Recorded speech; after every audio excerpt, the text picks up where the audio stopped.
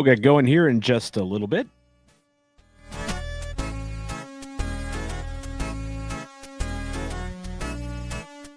By the way, has anyone seen anything resembling a lineup for this game? I've been looking everywhere and I cannot find a lineup for this game. Like, are they just gonna total football it and just, you, go out there, go get it. Like at the last minute, is this like a, forgetting the cram for a test situation here? Anyway, I'm still getting ready. I'll be there in a bit.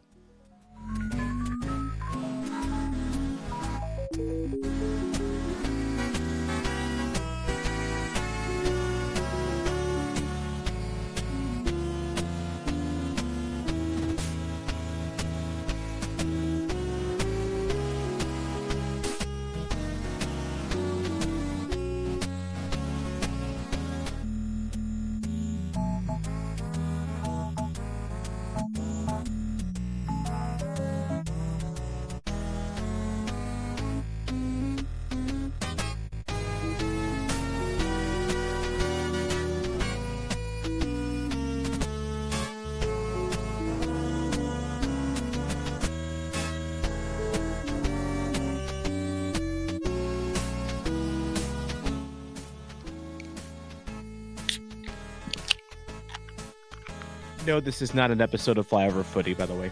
This is a watch along. About ready to go here. Just give me a quick moment to get properly fueled up, and we'll get going.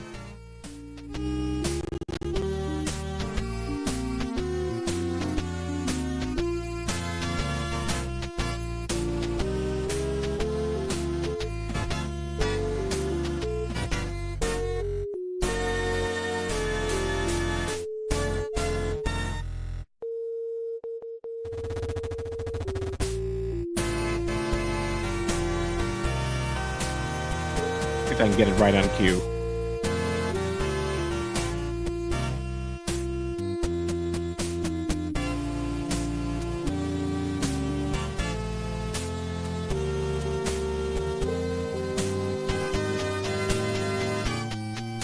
Okay, I thought the song was ending. It's actually looks like it's still going for a bit. So you know what? We ain't got time for that. It is time for the watch along. Yes, watch alongs are back. How's it going, everyone? Tom Franklin back in the saddle for some more St. Louis City watch alongs. I am here. Yes, I am. Do not fear. And I am joined by you lovely lot as well. 19 of you already here watching this watch along. I guess y'all have had the soccer withdrawals, like I have, and like we all have here. Jeremy Clements in the chat. How's it going? Let's go. Jake Henry, we back. Yeah, we are. We're not just back. We're back. We're back squared at this point, which, by the way, is still, the math checks out on that. It's actually basically 2 times 2. So yeah. So actually, would that make us back 4 times? Anyway, I swear I've not had any edibles today. What's going on, Mason? By the way, Mason, you're here, not just in the chat, but in the flesh. Indeed. How you been, Mason? Cold. How about you, Tom? Yeah, same. Cold. Not enjoying the it's a very slushy snow today. I was out a little bit earlier today and had a secret business meeting, and it was just it was like I stepped out and I just heard and it's like, this ain't snow, and it's like I look down, it's like it's basically just it's slush. So yeah, we got a little bit of that yesterday. It has been drizzling rain all day and like 36. It is nasty out down here. Hopefully it's not freezing rain. Well, I think we're supposed to get some of that this weekend. Oh, joy. So you might have another tree to cut down in your future. I'm hoping that either that tree has done all it's going to do, or that when it falls down, it falls on me and kills me, so it's not my problem anymore. Yeah, you're supposed to wait at least a year or 2 for the sequel. So yeah, hopefully it gets to the point. Ethan Hawkins, we are so back. We're back once. How's it going, Ethan? Good to see you. Yeah, no 11, but as Jake Henry points out, we might get an 11 about 5 minutes before kickoff. 11 actually is up now. It is up now. Okay. Yes. While I was rambling here, so let me go ahead and try to get that up for you here. Yeah, I've got it here. It's pretty much It's a similar lineup to what we've been trotting out, except Lunt is starting in net. Lunt is starting in it. Nice. Well, I was debating throwing on a Roman Berkey kit that I have, and I'm kind of glad that I did not now. So there we go. So let's go ahead and get this pulled up here, and let's talk about it here. If I can just find it here. It's been a little while. I am rusty. And share. There we go. All right. So we are in full numerical order. So this is it's diabolical. Mysteries abound with the lineups. And honestly, the way we've been playing, it's like, what are our positions at this point? Sometimes with the way a lot of these players are roaming around. It's like it is totally like Ted Lasso's Total Football at times, I've noticed. But Joao Klaus, I assume, will be up top with Edouard Leuven, Tomas Totland, Josh Yarrow, Marcel Hartl, Indy Vasilev, Akil Watts, Kyle Hebert, Timo Baumgartel, Jonas Horn, and the aforementioned Ben Lunt. So this looks like another 5 in the back formation from the looks of it. Yeah, because you got Totland. Totland's going to be probably right wing back. I would assume Hebert's going to be maybe the left wing back. He's kind of been playing there the last couple, so that's what I was thinking as well. And then Horn as a left center back, Baumgartel in the middle maybe, and then Yarrow on the right side.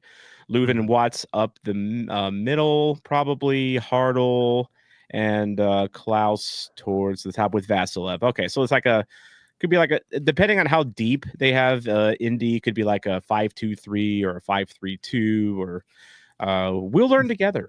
Yeah. A 3-5-2-1. Jeez. Man, this season's going to be it's going to be fun to see what sort of wacky formations that Olaf comes out with, because it just feels like he feels like more like a mad scientist than anything I've seen. Yeah, I guess it would be more a 3-4-2-1. I just said 5 because it was on my mind, but yeah, it would be like a 3-4-2-1 if it was your 2 central DMs and then 2 AMs. Gotcha. Shout outs to a couple of folks here. First things first, Zach Milburn chiming in from beautiful Indianapolis, Indiana, a member of the Brickyard Battalion, and someone that I'll be hanging out with in Lexington, Kentucky next month for Indy 11 at Lexington SC. How's it going, Zach? Going to be talking, by the way, Zach, I'll be talking with your contact this Friday about logistics for that. So looking forward to being back with the battalion, this time on the road again. Last time I was on the road with the battalion, it was in Kansas, and unfortunately it didn't end well for Indy 11. But I don't like to talk about Kansas, and you probably don't like to talk about that, so let's move on. Adam Wagner, how's it going, Adam? Let's go City. Our Apollo's checking in. How's it going? MG. So we can either put the starting 11 in alphabetical order or numerical order. Yeah, that's right, because they've been going alphabetical on these, haven't they? They were doing alphabetical for the first couple of preseason games, and then when they went to Coachella and put numbers on the backs, they went to numerical. Yeah. Both of them are nightmares. Yeah, and trying to see these. I hope they don't roll out with their Confluence kits again, but I have a feeling they will. Those numbers are so hard to see on just because the white's just so blinding. Yeah, and California gets a lot of sun. Yeah, and I would imagine it's going to be the Confluence kit because they haven't officially revealed the new one yet. So yes, I may or may not be seeing that up close and personal this Friday, by the way. But yeah, so we'll see if it's better than the leaks. That's for sure. All right, some more greetings to say. Adam Wagner chiming in again. Got to get Durkin and Alm fit. I agree with that. Of course, you just got to wrap Rasmus Alm in bubble wrap everywhere he goes. I love me some Rasmus. Boy. I love me some Rasmus, but the dude is a glass cannon. Daniel Galvra, how's it going? Nice to see the Das Gemens feeling better. Yes, I agree. And also chiming in on this bit of news, Mason. As the MLS Stars turn, you have Evander going to Cincinnati, and then Lucho, to make way for Evander, goes to Dallas. Yeah. What? It was like what, 5 mil in cash to send Lucho? Yeah. Yeah, it was so basically the way it works is Portland signed someone from Lons to be their new DP, and they got, let me think. I think they got how did this work? I'm this brain. This whole thing makes my brain break, basically. Yeah. So there was $12 million that went to some club for one of these players, and then another club got 6 mil. I forget. I don't know. MLS and roster rules are always going to be above my head. But yeah, it's like this weird like 3-way transfer within MLS included. There's also an outside transfer. Like, yeah, it's like an NHL 3-way trade. Only the third team's like in the KHL or something in Russia. It's so weird. But yeah, it is going to be. I'm not looking forward to seeing Lucho a couple times a year, but I won't miss Evander. So because I don't think we play Cincy this year, do we?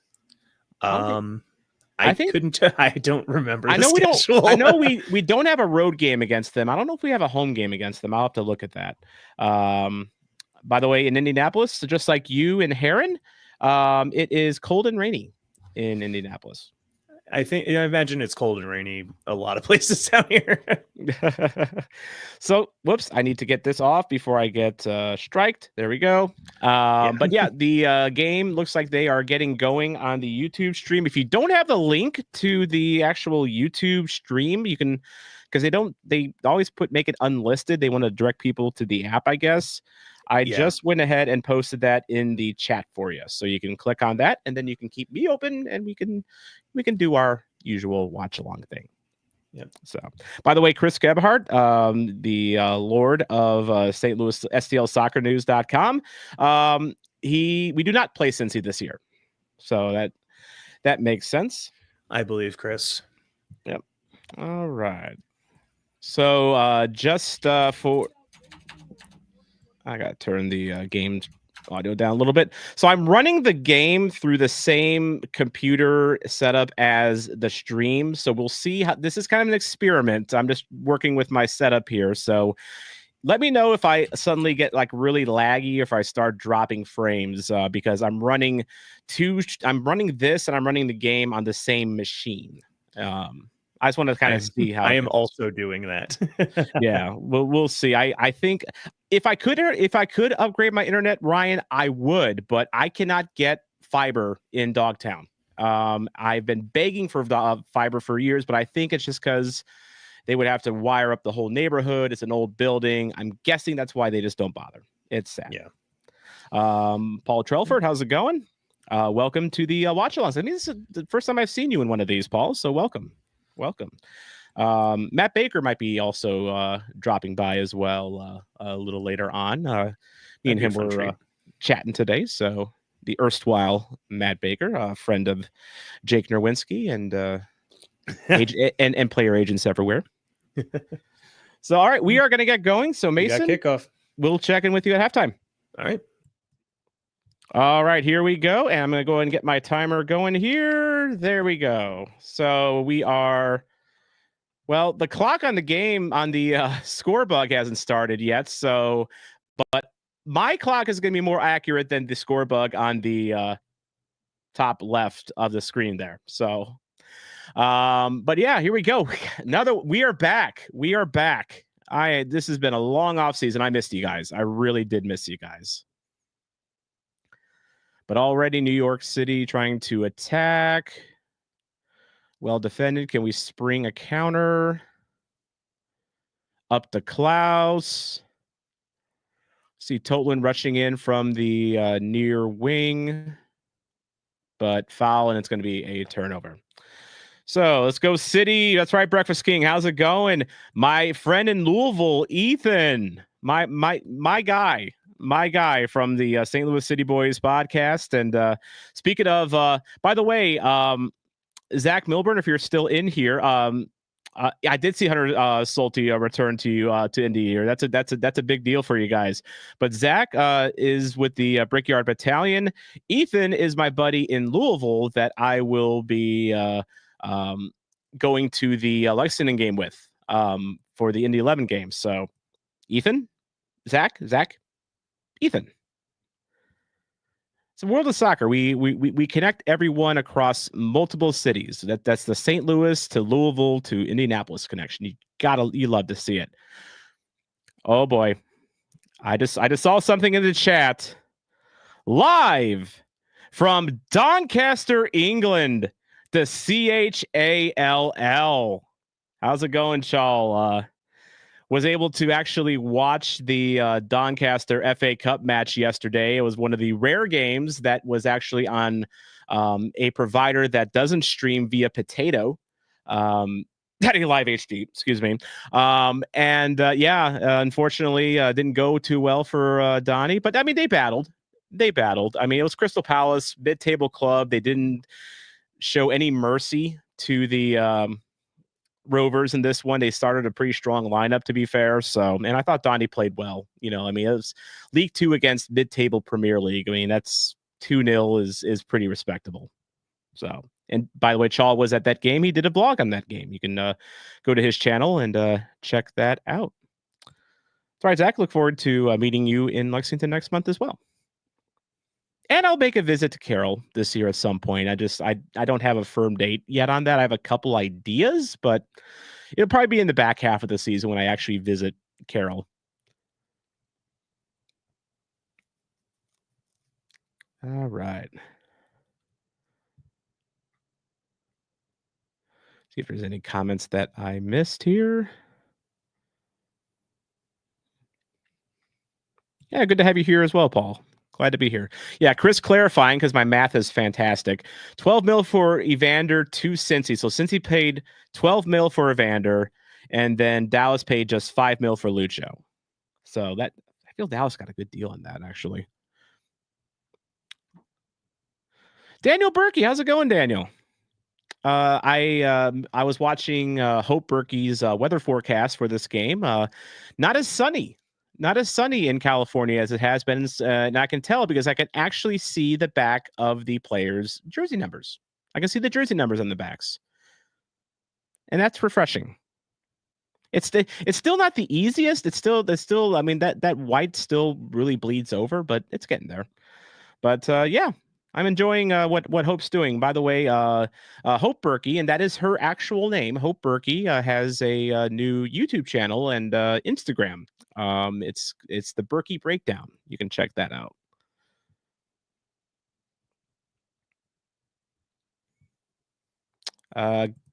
Ben, how's it going, Ben? Hartle wearing the armband. Yeah, because Berkey's not out there. I guess, and I think he was, after Parker left, was Hartle named the assistant captain? That I seem to recall that change being made as Watts in the box, gets it to Klaus. Klaus, heavy touch, and it rolls safely to the goalkeeper. I'm liking that we are looking threatening early on. I watched a lot of the Austin game. I was at the Forehands Florida Noise event, and I watched it the day after, and we did a lot of playing on our heels in that one. So good to see us out on the front foot. Our Apollo checking in from beautiful Southwest Florida, 80 degrees and no rain. Which actually, that's surprising for Florida. I mean, like, where's your routine afternoon, like 3:00 thunderstorm? I mean, I born in Tampa. I have family there. I know how Florida weather works. No rain though. That's surprising. By the way, Southwest Florida, whereabouts in Southwest Florida? Are you Naples, Fort Myers? Because I want to visit FC Naples this year. I just have to figure out how to feasibly do it, because Naples is I have, as I said, I have family in Tampa I can stay with, but Naples is like a 2-hour haul. So, oh yeah, the afternoon rains is about a month or two away. That's right. That's more of a spring summer thing. Apollos is in Naples. Nice. Are you? Have you been following FC Naples at all? Are you guys pretty excited about them? I'm really curious how that works out. That's an interesting spot to put a professional soccer team in Naples, but it could work. I mean, there's no competition. Jerry Hayes, the one who is always Be's good and does good. I was trying to figure out another way to say it and I couldn't. Be good, do good, Jerry Hayes. Palm trees and sun would be lovely today. Yeah, because we are basically getting hit with a slush storm today. Snow, but it's like melting like when it hits the ground and it's just big and slushy. All right, corner kick for Hartle. He is wearing the band, by the way. Oh, captain, my captain.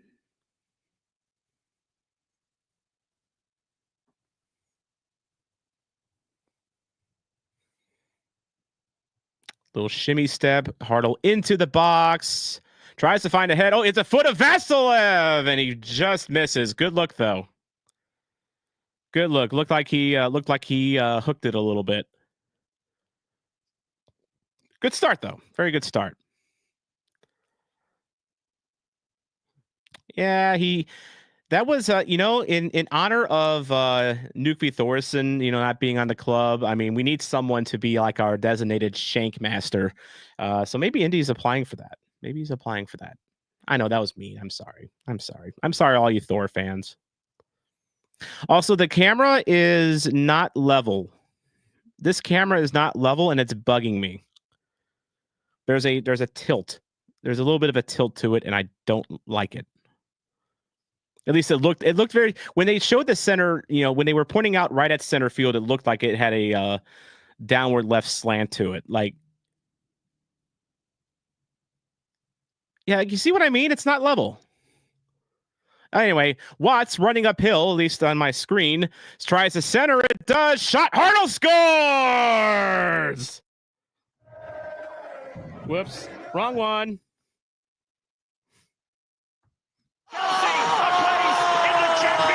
Come on. Mid-season form.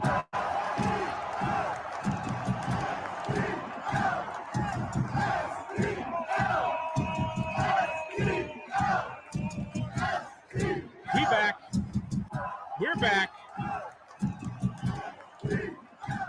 1-0 St. Louis. The feed from Watts did not have to be perfect because Hartle had all sorts of space. It got close enough. Hartle able to adjust, and we are on the board 1-0. Our first watch-along goal of the year belongs to Marcel Hartle. Do I have to get his name on the back of my next jersey now? That's right. Goal. Yay. Let's go. City goal. Love it. Yes. Watts with the cross. It did its job. It didn't do it pretty, but it did its job. It absolutely did its job. Good build-up play. Matt Baker pointed this out with the Totland goal from the Austin match. There was 17 passes before the Totland goal. This is something that I've been seeing more out of St. Louis this preseason, is a more patient build-up play. Like, I wouldn't call St. Louis a possession club, and that's something that Olaf stated that he did not want to be. But when they do have the ball, they are more patient with it. They make simple passes, although this is a long pass to Klaus, just can't quite get there, though, and it's cleared away out to safety. By the way, my clock is faster than the clock in the stream, but the stream clock started late. So mine is actually more accurate. I promise. By the way, Daniel, you mentioned right before the goal, Hope says, thanks for the shout out. Yeah, you're welcome, Hope. Hope, literally, I did not mean that, but I hope that your channel grows and succeeds, and please reach out if you ever need any help with that. I occasionally have good ideas. But yeah, Ryan, they're playing a lot more balanced. The build up is, nothing fancy there. It's pretty simple build up. But it definitely is not the hoof it and pray that we've seen from St. Louis under the Carnell era. Like, I still have nightmares over the CONCACAF game in Houston where, like, literally my title for that vlog was Long Balls to Nowhere, because it was just nothing but hoof it to Sam, hoof it to Sam, hoof it to Sam, and it just was not working. It just, this is nicer. This is nicer. It's just a matter of getting everyone to click, though.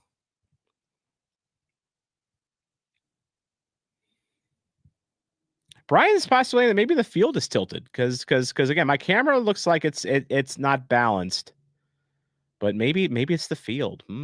Conspiracy.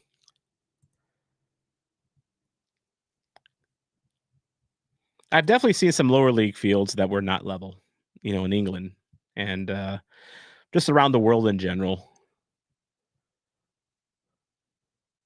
Which is funny because like I know a lot of people like when they watch semi-pro in America, or even they watch like the USL, Championship or League One, they might be playing at a baseball stadium, they might be playing on a football field with football lines on the ground.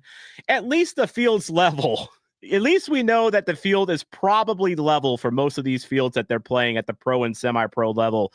Go to England, go to Costa Rica, go to any other country. There's no guarantee of that outside the top flight. Heck, there might even not, depending on how third world the country is, there may not be a guarantee of that in the top flight of that league. So, Cat Uncle, City selected that standard style of play in the FIFA tactics screen. It does look very basic, but you know what? That's how I don't mind that. I don't mind a new coach evaluating his players, focusing on the basics, starting out. You build from the basics. You build from that foundation. That's how I learned growing up. The base, you start with the basics. If things are going wrong, start with the basics. So yeah, I don't mind that. I don't mind that actually. So far. Jeremy says the announcers are calling it a back four. I have the announcers kind of low in my ear right now because it's feeding through, like what I'm doing here and the game is like feeding through the same audio source, so I can't really hear them. Chris does point out that Coachella is a polo ground, not a soccer complex. That's fair. It's also, as I was saying, it's very American tradition to play soccer in non-soccer fields. It just is. Jerry Hayes, do we drink a faux beer for this faux match? No, we drink beer for this match. This is the former, here, pull down the Union Omaha thing. This is the former Parker Pilsner. Four Hands is now calling it City Pilsner because they have learned their lesson about getting too attached to players, which I did not learn until Jose Kojima happened. We don't talk about that. That wound will never heal, as Gandalf said. I will carry it for the rest of my life. Just like the poison blade. It looks like that was deflected out. We're going to have another corner here. Liking the pressure so far. Liking the early pressure. James, what's your read on Yarrow going into the next season? Any chance at more minutes with three center backs? He's gotten a lot of play in the preseason. And I was kind of thinking that maybe he's someone that does a lot of City 2 this year. It's clear that they love Yarrow just as a person. I think he's a great locker room guy. He's got leadership potential. I mean, he is what he is as a player, as this is a short corner, by the way. Cross into the box. Klaus open. How do you miss that, Klaus?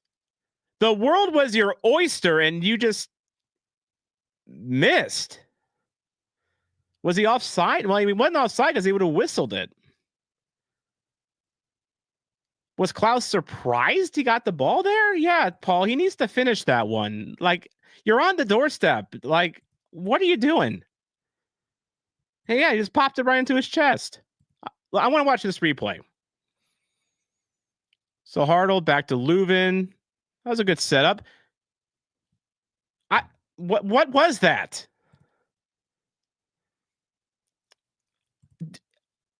Are we already worried about Klaus, guys? Are we already worried? Cat Uncle is already in midseason form. James is worried. Good at everything except scoring. Is it time to be worried about Klaus already?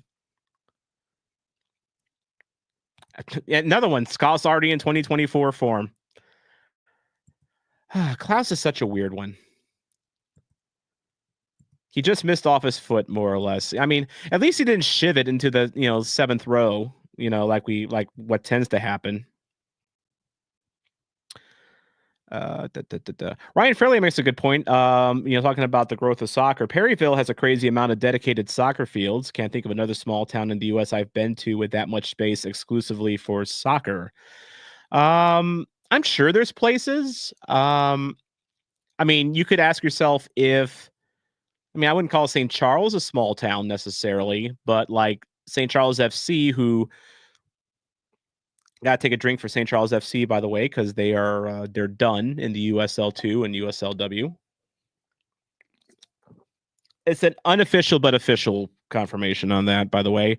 But they do have a big soccer. They have a soccer complex in St. Charles. I think they lease it from the city, and they are actually planning on building out one of their training fields into like a small stadium for to hold games in the future, which would be great because the place they played at last year was not good. It was not good. The field was level, but it was bad. All right, Chris tells me, don't worry, preseason is preseason. That is true. That is true.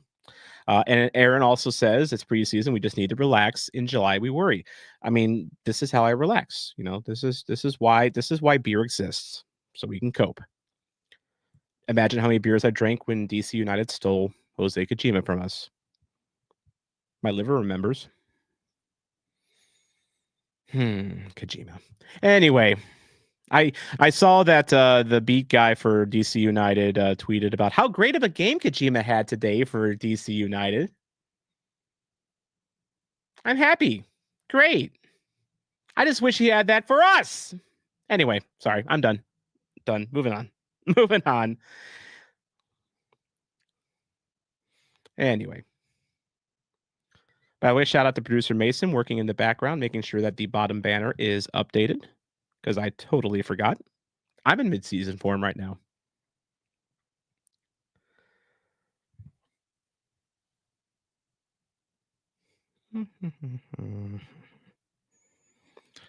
Yeah, Mason, I just saw your comment now, and I saw.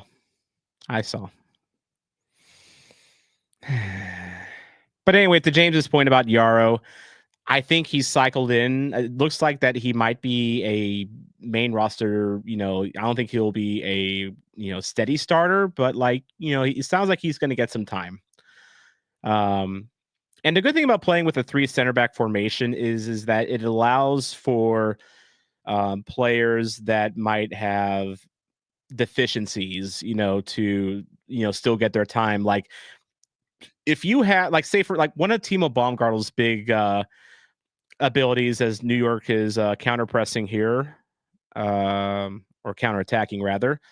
Good step in by Totland, but shot off. Easy pickings for Ben Lunt.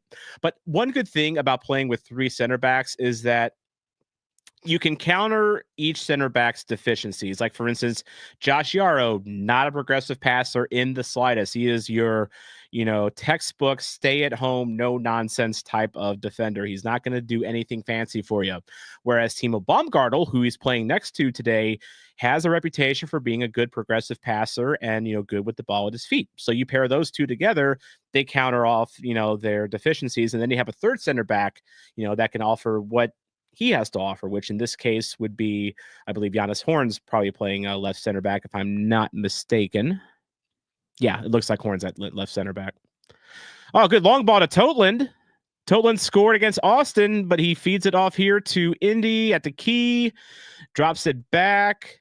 Liking the patient choices here. Shot is blocked though, as I say that. Curse of the announcer there, but that was a decent look. Jeremy Payne is, anytime you mention Kojima with me, the pain is always there. It is always there, lying under the surface. And as I said, just like Frodo in that sword wound in his shoulder, that wound will never heal. As a good floating cross to Totland, quick drop to Indy, but good tackle by that New York player. Indy was home free there, but that was a good sliding tackle. Now we're going the other way here. But Ojeda is going to pump the brakes, wait for his club to catch up as they try to build an attack from the midfield.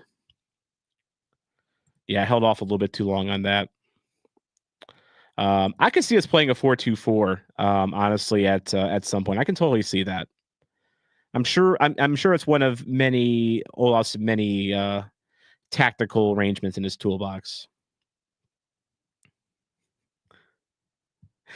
Chris telling me to get over Kojima. Do you think there's some New York Red Bulls fans still pining for Jake LaCava? Probably not. But then again, where's Jake LaCava now? I think he's in the USL Championship, if I'm not mistaken, or maybe he's down to League. He's not in MLS anymore. Whereas Kojima, I'm just saying he's going to get. I mean, to be fair, he's going to get his opportunities, more opportunity to play in DC. He might blossom there. Maybe the best thing for him. I'm just being selfish because I like them. Anyway, that's enough Kojima talk for today.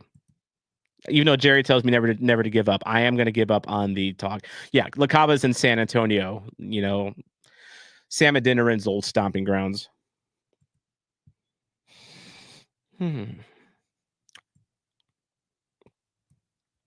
Yep, I was just talking about that, Chris. Baumgartel's distribution's been really good.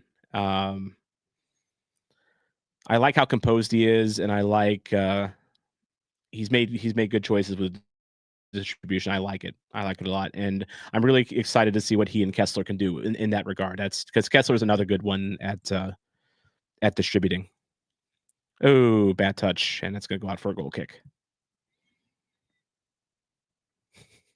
James makes a good point. The most important part of Kojima's career is when we hire him as head coach in 2040. I don't know if he's going to be a coach or a sporting director. Like, he could do like whatever he wants, honestly. He is like the ultimate like football manager player come to life, basically. Like, because he knows tactics, he knows talent. Anyway, enough of, I swear, enough of Kojima. Y'all are tired of me already. I'm sure you are.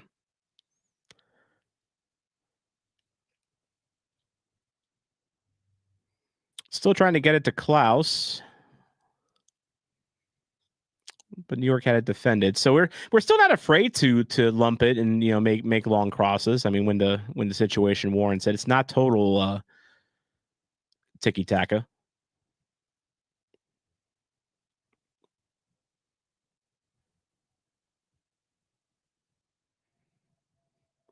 We look a lot more responsible defensively too in this formation. I've really liked how so far this preseason we haven't looked like we're in panic mode too much.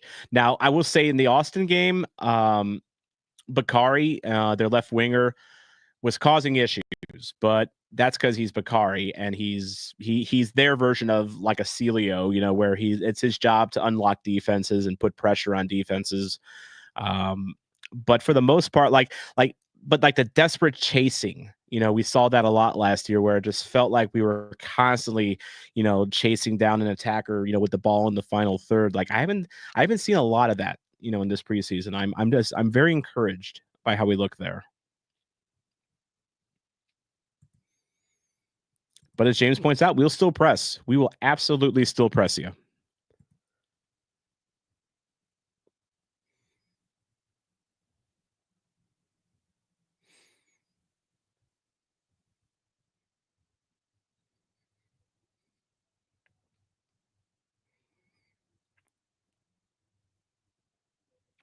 See, like they're doing a really good job of keeping New York out on the perimeter. Like they don't allow much internally. Although here we go, there's a cross and a shot.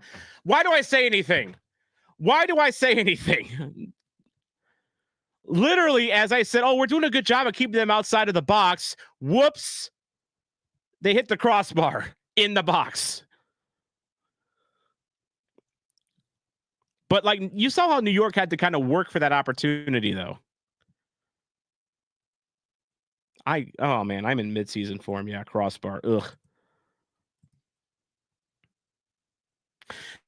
Communication is very important here. Jeremy Clements calling out the communication on the back line. Horn was constantly looking over his shoulder to make sure Hebert and Baumgartel were there, and that'll come. That chemistry will come with time.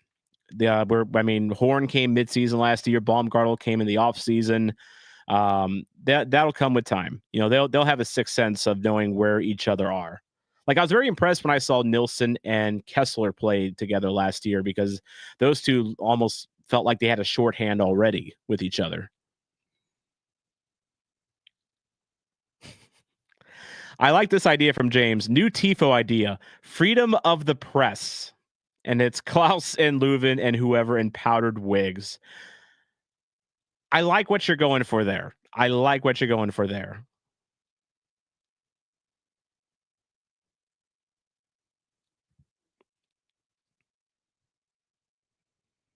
Jerry approves.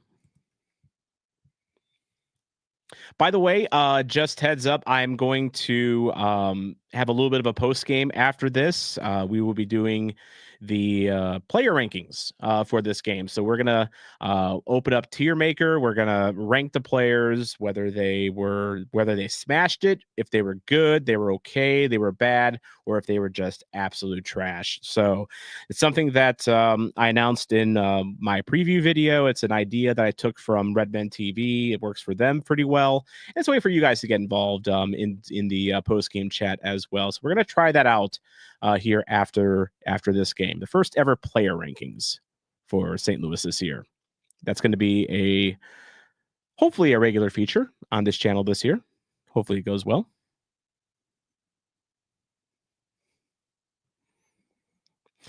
All right, Jerry is mentioning that TIFO would not pass city approval. I'm curious, and I'm with Jeremy on this one. What would be the issue, you think? Political? Like even a whiff of political, maybe? Yeah, I'm kind of curious. I wonder what that process is like. Yeah, James noting that Klaus is playing super deep. It's almost like he's cherry picking a little bit. Like everyone else has been playing, pretty back on defense, but Klaus has always been kind of playing high up. It almost, I think someone said it in the chat earlier. Let me try to find it here. It was like way at the beginning of the game, but suggesting maybe this was like a 5-4-1 formation. Yeah, Jake Henry suggesting it was a 5-4-1. Kind of looks that way a little bit. Although I've seen Vasilev play pretty high up as well too. And then you can kind of see even like now Hartle's playing kind of high up as well. See, like here's Hartle here. He's he was leading that counter as he slid.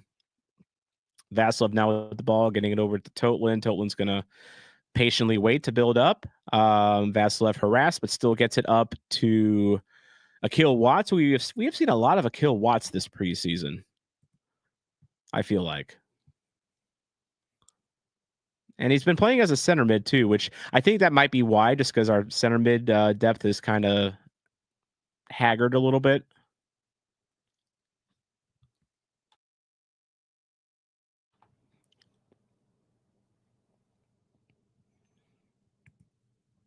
Baker said 3-4-1-2. That tracks. 3-4-1-2. Shane Atkins, how's it going, Shane? Who's dropping the booms?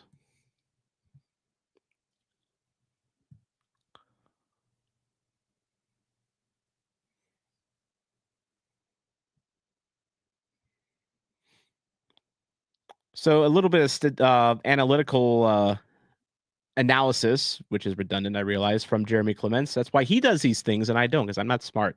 Klaus was the best DP forward last year in receiving passes. Would it make sense to play him as a false nine of sorts with Hartle and Teuscher running off of him? I think it would. Or at least Teuscher playing off him, but I know they want Hartle playing up there as well. But yeah, I feel like they almost have to deploy Klaus as a false nine, being that kind of a target man that you get the ball up to. And then once it gets on his feet, he's the one that facilitates, towards a, breaking, attacking midfielder like a Hartle or a Teuscher. I think that's the way you almost have to deploy him. That's his skill set. That's his tendency.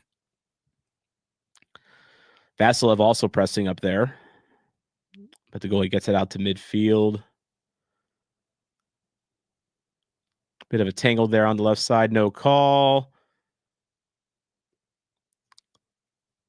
Yeah, looks like they played advantage on that one. Horn getting tangled up with the New York attacker. So we got a free kick here coming as Jeremy Clements dropping the $2.99. Thank you very much, Jeremy. I do appreciate that. A little preseason appreciation. I appreciate that. I'm working out the rust here. Changed my setup a little bit, behind me a little bit this year. I added a little bit of kind of a table here. So just working out the kinks before we get going here in earnest. Got a free kick here coming in. I see we have looks like someone signed up as a new member. I'll check that out in just a bit here, but see what happens with this free kick here. New York gets it in the box, headed away safely by Timo Baumgartel, and we are going to get a corner kick. Cat Uncle, thank you so much for being a member of the channel. I wish StreamYard told you exactly what you signed up for. I'll take a look at that now. But thank you so much for that. I appreciate it. Every little bit means a lot. Thank you, man. Because, shot long, but nowhere near the net. So, I pay for StreamYard. I pay for Canva. I do, my travel vlogs. So every little bit helps. So, really, thank you to everyone that has signed up to be a member in some way, shape, or form here on this channel. And Cat Uncle has joined the supporter section. So welcome, Cat. Welcome, Cat. Thank you so much for that. Really, I appreciate it. As we're going to have a near side corner kick here from New York City FC. Into the box. Headed away, but New York's going to have a chance to get another crack at it here as they work it around the perimeter. That's a pretty good one, too, there. Ooh, headed away. That could have been dangerous. But Klaus was there, thank goodness. But we're going to get another corner kick.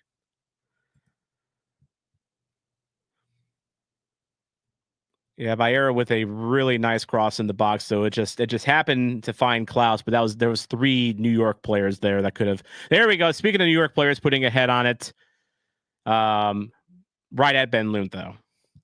So yeah, we have defender, Joao Klaus, who I swear sometimes it's like he's playing a 6 and a 9. Nice.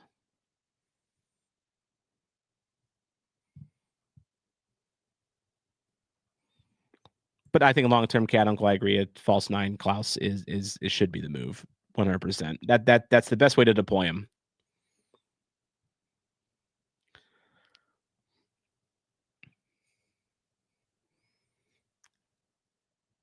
Tobin trying to work it up, but it's passed back safely to goal. Yeah, Mason.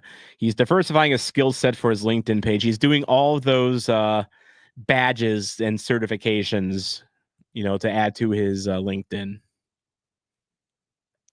I've not been on LinkedIn in a long time, which I feel is negligent as a someone with a burgeoning enterprise.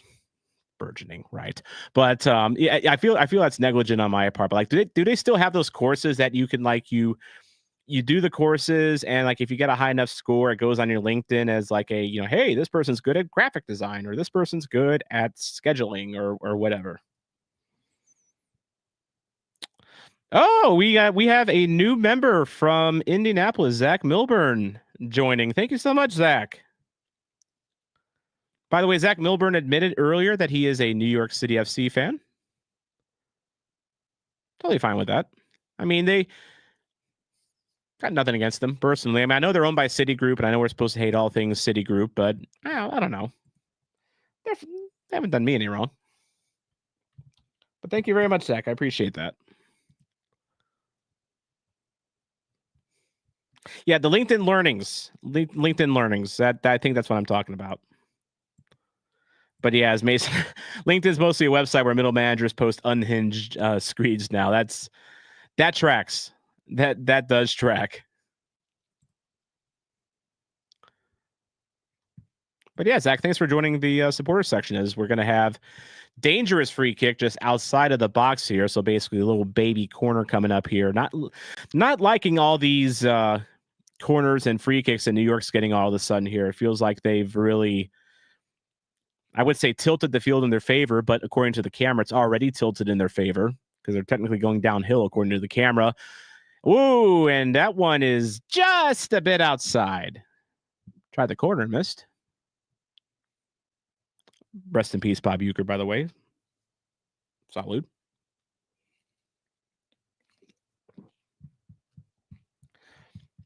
So, Zach, you just admitted you're a Man United fan. I never walk alone. I'm a little disappointed about the Merseyside derby today, but I think it was fitting for Everton to get a 98th minute game tire to close out Goodison Park's history with the Merseyside derby. That's kind of what makes me not bitter about that today. But you're a Man United fan, so can we be friends? Can we? It's Capulets and Montagues getting along. It's cats and dogs living together. It's oil and water mixing. And he supports a city-owned club too, a Citigroup club. Zach is living Moss with his club choices. He's living Moss. Should get him a Taco Bell sponsorship or something for the Brickyard Battalion.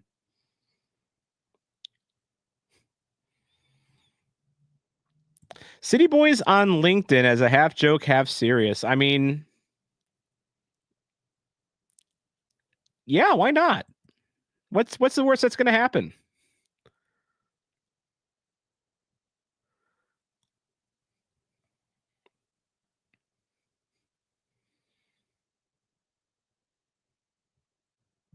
Oh, and Jeremy's also a Man United fan. Me and him get along. Oh, in the box, just missed. But that is going to be a corner. That was a New York defender getting it before Klaus could underhit it. I'm not going to be that guy with Klaus. I'm not going to be that guy. But that was good defending. They just showed the replay. Yeah, Hatfields and McCoys, Liverpool and Man United. That's basically that tracks. That tracks. But of course, Zach will always be 11 till he dies. I respect that. Now, Zach, I think I've told you before, but I do support Union Omaha, as that's my lower league club. But I will say that I am fiercely sympathetic to Indy 11 and the Brickyard Battalion. And I love you guys. You guys are awesome. That's got to be offsides. Thank you. There was like 3 players offside there. It's like CYC soccer, where everyone, where I up until a certain point, there's no such thing as offsides.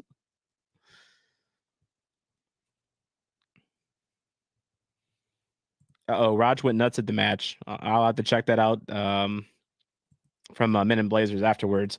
Ethan Totland looking like a proper wingback after seeing Hebert there. Can we talk about Hebert as a wingback? I appreciate Olaf Melberg using this inconsequential stage to see what he has in his players. And at times, Hebert didn't look awful as a wingback, but guys, Kyle Hebert's not a wingback. I think that's a pretty safe statement. He's just not. Oh, good touch here. Vasilev back to Totland. Totland, can he find a friend in the box? Tries, but it's headed away. Back out to Watts, who's going to cycle it back to Yarrow. But yes, to Ethan's point, it's refreshing to see Totland out there as a wingback today compared to seeing 2 days of Kyle Hebert masquerading as a wingback. I mean, yeah, and Ethan does make a point. Hebert has been fine, but it's just, as he says, it's not up to standard on the attacking end. It was just like I had to do double takes every time I saw Hebert making a bombing run, up on that right wing. I'm like, what world do I live in? You had like Kyle Hebert trying to feed crosses to Akil Watts, and it was just like, what world is this? what is happening? Like, is Roman Burke going to run up, from goal to like, clean up the rebound, after Akil Watts misses? Like, that's how bizarre to me that looked. Oh no, here's a chance for New York, but defended, cleared, hopefully. Well, it's dealt with at the very least. CBS also posting Carragher's reaction to the Merseyside derby. I'm a little tied up right now, or I would check that out. What did Carragher? I mean, like Cliff Notes though, Apollos. What did Carra have to say about it? Flag went to space on that signal. Nice.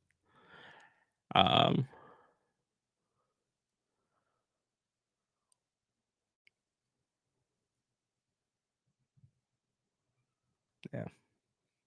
Zach, I saw your comment, by the way. I appreciate that. I've talked about what you were referencing here on last year's streams, and it was unfortunate, but things are better now.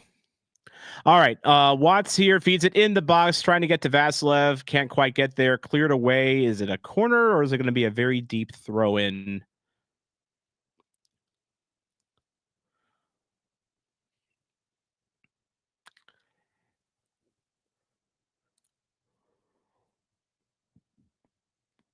Yeah, that was going to be a very tough pass for Watts to complete there, really, for anyone. Good idea, though. I've not watched that Matrix channel. No, my over-the-air antenna kind of went to antenna heaven last year. It just kind of crapped out. I just haven't replaced it yet, so I haven't had a chance to actually watch that Matrix channel. But this game is apparently broadcasting on that Matrix channel. Kara basically immediately folded his arms and pouted. Then one of their production guys, who's an Everton supporter, messed with him. So that's not that, knowing how that Galazzo show goes, that tracks. That definitely tracks. That's a fun show with Micah and Thierry.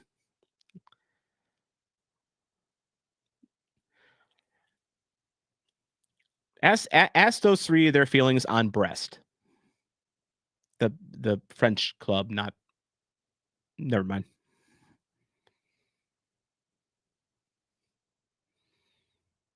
Watts has impressed me this game, Jeremy. I agree. He's someone that looks like he is taking an opportunity to impress right now when, because of injury and just depth. And he's playing his heart out today. He's actually looked pretty proficient playing that center mid role. Yeah, Paulo, specifically Micah's opinion on Brest. That is hilarious. It is hilarious. Did you see the jerseys that they got, by the way? I always love Thierry's reaction to that. He just looks like he wants to like crawl in a hole and blush, as that one is cleared away for a corner kick here, approaching stoppage time here in the first half. St. Louis up 1-0 early on here. We'll talk about it here in halftime in just a bit here, but I'm pretty content with what I'm seeing so far. I still think Klaus needed to put some more on that chance that he had earlier, but oh well, can't have everything. Corner into the box, and it is headed away to relative safety. We'll see if there's any stoppage time here. They didn't have any last time.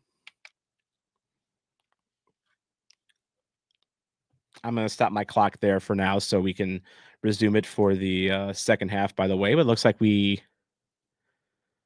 might have some stoppage time here. They just announced that it's up to the officials to do that.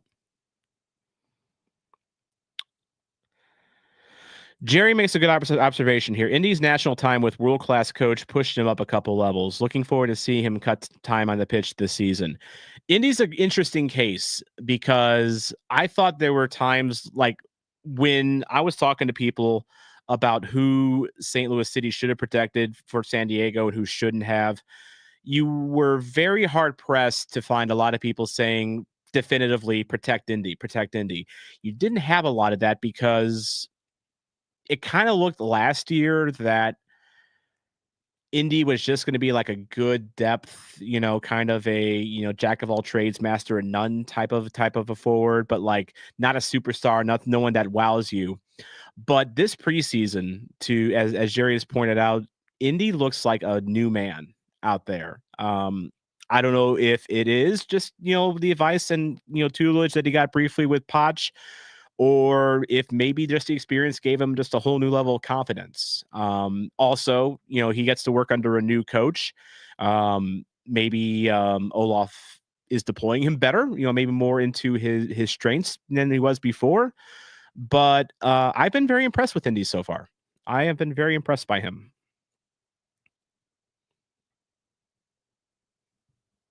And I'm happy for Indy. Yes, what was I miffed when he was protected over? I'm just not going to say his name anymore. Yeah, but once my internal bias subsided, I now kind of see what they were doing there. So, but anyway, halftime 1-0 St. Louis City over New York City FC, and not too bad. Not too bad. I have no complaints so far. Let's see if my River City Ramble co-host, producer Mason, has any complaints. What do you think? Well, I liked it a lot more than the other two first halves that we've watched from Coachella so far. Those were kind of stinkers. Yeah. I don't know, man. Having Hartle out there is a real game changer. It just is. Not just having Hartle out there, but in his proper role. Yeah. But yeah, just we look different today, even just compared to the other two Coachella games. A lot more aggressive and it really just kind of able to kind of command the game rather than being on defense all the time.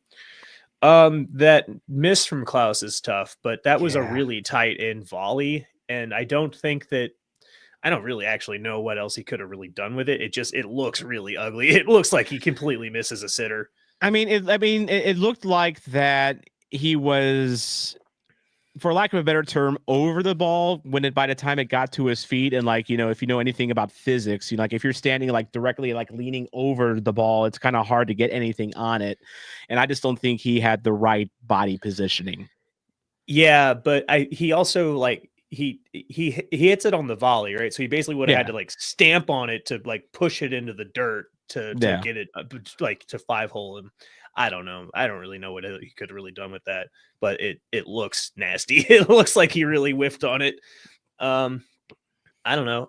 That last or that big defensive play from Baumgartel, the slide tackle, that was clean. That was really nice to see. But really good first half from Baumgartel, just in general. Like Chris pointed out that his ball progression is really nice from that position. He just looks very professional out there, for lack of a better term. Like he looks seasoned out there, like, and that's kind of what he is advertised as. He's the former 10 million euro guy going to PSV and just ran into bad luck after bad luck. But he's someone that I think he might have one of the most interesting storylines this season, seeing if he can have a redemption arc with St. Louis. Like, did you see that like Stuttgart apparently was like already inquiring about him? Yeah, like right after we picked him up too. You could have had him for 3 free. months. Yeah. What were you waiting on, bro? They just missed the boat. It's just like, nah. The boat's already out to sea, and they're like, wait, hang on, bring it back. Nah, dog, we're out of here. Timo's literally waving at the Statue of Liberty at Ellis Island, and Stuttgart's like, hey, wait a sec. Jeremy points out could have been more through Klaus. Also could have been less impressed if Bakrar finished his chance. Of course, I cursed that by mentioning how great we were at keeping them out of the box. That was nasty. I didn't like that at all. That's my lightning bolt coming down from the heavens on that one for this game. I think hopefully that's the only one. I will say, and Jeremy points out here, would have liked to see a little more control as New York City FC seemed to dominate a stretch of run there. Wouldn't say Yes. we played poor, but it definitely felt like we invited the pressure. Yeah, I don't disagree with that. I know that what we just said, like it felt like we controlled more of the game, but like I think that's more comparative, where we controlled almost none of the first half in the last two games. Yeah. We obviously controlled the pace of play for moments in this match, like stretches, but Mhm. then we also did concede it to NYCFC kind of in the middle of the half, Yeah. and but I think that we weathered it really well. Aside from that scare with Barkrar, we took it and we went on counterattacks too. We had some Mhm. really dangerous counterattacks during that as well. So And that's something yeah, that we could have taken it over better, but I'm not displeased with it. No, and that's something, as again, you have the new coach figuring out his players and also the players figuring out the new tactic.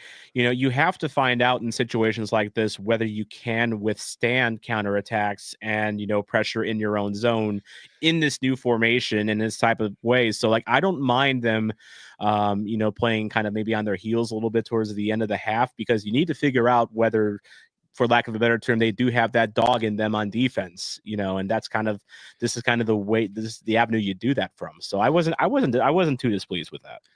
No, I don't think that a winning strategy is to play on your heels most of the game, like it No. felt like we did the last couple of matches. But Yeah. for here or there, But of whatever. course, remember, we talking about practice, Yeah, we talk about practice. not a game. Well, kind of a game, but like, not one that counts. Put it On that and off way. the court, straight fundamentals. Other standouts in the first half, I really liked. I mean, I mentioned it before. Totland looks like a duck in water playing right wing back. Yeah, And he's up and down. He looks very quick. I think he wore himself out a little bit last year. We saw him lose that spring in his step a little bit, but he's got that spring back in him, and I love it. yeah. Yeah, absolutely. I think that yeah, because I know that this came up. I think that he does make Hebert look worse by comparison. um, Yeah, Hebert is obviously out of position yeah. playing as this wing back.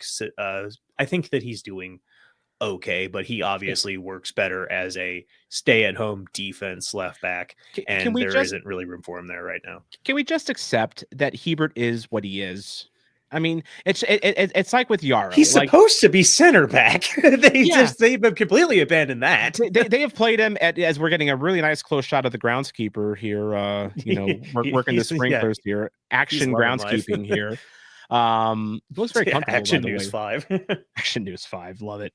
But yeah, I mean, Hebert is what he is, and I'm glad that we have someone that can play multiple positions like that. I mean, you don't want him doing that regularly, but he is what he is. Um, Another standout to me in the first half. I thought I was going to mention Akil Watts. I thought Leuven Mhm. looked pretty solid. I thought he had a couple crosses into the box that looked pretty threatening. Um, he's looked pretty solid. That give and go that he had on the short corner with Hartle to set up, Yes, that whiff from Klaus, that was really pretty. really pretty. The two of them just bang, bang, bang, perfect service into the box for Klaus, off of Leuven on that. Yeah. That was wonderful. That was great to see. And Jeremy just gave me a great segue here, and also kind of piggybacking off of the 1-2 there. Do we worry about needing a left wing back? I thought Horn could step there. Maybe he will. Conrad Wallum, that's your left wing back. I'm wearing Slavia Prague's for a reason. Of course, he's not playing. He hasn't played in the first half, but I saw. And I don't know if it was with Leuven or not, but like I saw a lot during the Austin game. A lot of what I saw in the Slavia video from Wallum that I when I did the video on, Wallum has this incredible ability to unlock a defense. He can take the ball from deep in his own zone, progress it up the field. He's comfortable with his feet. He loves space, but he also takes advantage a lot of 1-2s. He'll run, make a quick drop off, and then that guy will just pass it back to him. That link up with Leuven, I'm going to be watching for that this season. How Leuven and Wallum, play off each other, because Leuven's really good at picking out passes, even just little ones like that. And Wallum is going to be that kind of icebreaker, I think, for a lot of St. Louis counters. Yeah, that's good. And I probably not a good thing for me to say. I guess I wasn't paying as much attention as I thought when I watched your video. For some reason, I thought he was more of a midfielder. So knowing that he can slot into that wing back, that's good to know. He played a lot of positions, and he played primarily on the as a left wing back for Slavia, but he could also play midfield as well if he's needed to. Okay, so maybe I just got it backwards. Yeah, Wallum's pretty versatile. Ask him. He's one of those guys. He's kind of like a Kojima, where what's your position? Yes. Whatever you need, boss. yeah. Put me in, coach. The only positions I think that Wallum has not played is striker, center back, and goalie. Basically, he's one of those types. But Jeremy, to your point, do we have a depth issue? When Jay Reed comes back, we won't. Remember, and Ethan just pointed out, he beat me to it. Jay Reed, once he's healthy, he'll be good. Not perfect. I mean, Jay Reed's got his deficiencies. I think he can be a little better on the defensive side of the ball, especially for a guy that's as physical as him too. I would like to really see him round out his defensive skills. That injury was a tough break for him, because this would be the time when you would want to see him kind of, cook for Olaf. But I think once he's healthy and once Wallum gets fully up to speed, I think left wing back's fine. Which I think this might be the first time in St. Louis City SC history when we can look at that general part of the field and feel okay. Yeah. Because left back has been a nightmare since day one. It's a black hole. Johnny Nelson had his issues with Carnell, and then of course he also kind of fell off a bit. Kyle Hebert, we just talked about him. I was actually going to say that kind of the only competent left back we've ever had is Kyle Hebert, because Nicholas Durr never got a chance because Bradley Carnell hated him for no reason. For any significant stretch of time, it's only been Kyle Hebert, and he's not supposed to be there. Well, and Anthony Marcanic, and Marcanic was okay. But God love Anthony Marcanic. He tried. He's just he's a walking, talking definition of he is what he is. Yeah, MLS Cup winner Johnny Nelson. Yeah, I did see Marcanic scored for Minnesota, by the way, in preseason. So good for him. That's fun. Yeah, that is good for him. Good for and as Jeremy points out, Johnny Nelson does have half of City social media blocked, including myself. So he and Matt Baker famously. Yeah, acrimonious divorce, I suppose. Yeah, that is the walking talk. That is basically the definition of I just got through a bad divorce. Leave me alone. That is that type of that you don't just break up with your ex. You also block all her friends and her family too. That's kind of that's what's going on there. The nuclear option. Nuclear, as W would say. So but we are now about just over a week from being back at Energizer Park as fans of a competitive soccer game. Mason, what the hell have you been doing this whole time? While we've been without City, how do we live without this team? I don't know. It's disappeared into the memory hole. It's just for all I know, I could have just laid in bed for 4 months and just gone. I have no right to talk compared to you. I mean, you had to cut a tree. You were out there doing your Paul Bunyan act. That just is what it is. I've had the weird hipster lumberjack look going since 2016. Eventually, I had to do something with it. That's fair. I'm the only person that stuck with it. Yes. Alrighty. Well, and thanks for sticking with me, Mason. We'll talk to you at the end of the game for our post game and our player rankings. But it looks like we are about ready to get underway in the second half. Absolutely. See you then. By the way, congrats on getting out of your garage, by the way, for these watchalongs. Your background looks so much nicer. Thank you. All right. So second half is going to be underway here shortly, it looks like. If you haven't yet, if you want to go ahead and under where I'm yapping, you see the thumb up sign. If you want to just give that a quick click, I would really appreciate that. It helps the channel out, of course. And thank you. Really, there's 22 of you people watching preseason soccer, not just preseason soccer, a preseason soccer watch along on a work day where we are starting at right at 5 o'clock. So like y'all must have like teleported home, to get here. I'm very impressed. I work from home, so like I was already here, so I had no qualms about getting here. But yeah, thank you so much for joining. These are always one of the highlights of my week. Absolutely. Indy 11 just had their second preseason match today night. Who'd you guys play today? I forget who you guys played today. By the way, I'm really hoping US Open Cup round of 32, St. Louis City enters and plays at home. I'm rooting for Indy 11 versus St. Louis City. Not because I want to necessarily beat Indy 11, but I want the Brickyard Battalion to hang out with us at the pregame here in St. Louis, because we will welcome you with open. Just like we welcomed Union Omaha in 2023. We are very friendly to away supporters that come and hang out with us at the pregame. So I'm really hoping it's you guys that we face.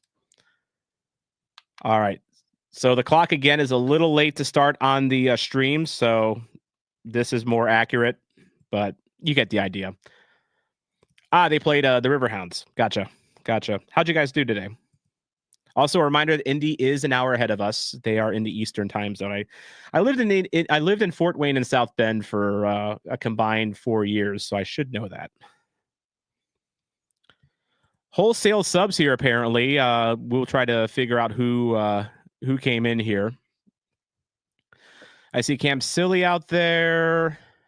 Baumgartle's still out there. I see Betcher out there. I heard Ostrak's name just mentioned. I see Celio's head of hair out there. I need to actually write these names down so I can remember them. We got Betcher, Celio, Timo's out there, Silly. Looks like Alm's out there. Yeah, that's Alm out there. Ostrak. So Jake Henry. Ostrak's out there. Rejoice. Still no toy shirt. I am kind of curious about that as well. I've not seen him at all this preseason as Loon. Actually, that's Oliveras in net now. Christian Oliveras getting the go in net. So I'm going to write that down. By the way, I did renew as a City 2 season ticket holder this year. Pro tip with City 2. So if you've been thinking about getting season tickets to City 2, I'm going to give you a little bit of a life hack here. So they announced the tickets were for sale yesterday for City 2 this year. And the link on SeatGeek was broken. It had last year's link on it. It clearly wasn't working. It was giving you 404 errors. So last year, the season tickets went for $125. And they play, I want to say 14 home games. So you're talking about less than $10 a game, and it's a great way to spend a Sunday afternoon at City Park, or excuse me, Energizer Park. But someone clued me in on this, and it worked today. Talk to your ticket rep at St. Louis City. Mention, hey, I want to get City 2 season tickets this year. Do I order through you? You can. She only charged me $100. They're down to $100 this year for the entire City 2 season. It's like, again, that's like 14 home games I think they have this year. So that's like, what is that, $7-8 a game? Great way to spend a Sunday afternoon. I'd highly recommend City 2 games. It's not the same vibe as the main City games. It's just a laid back way to spend an afternoon, watch the future of St. Louis City.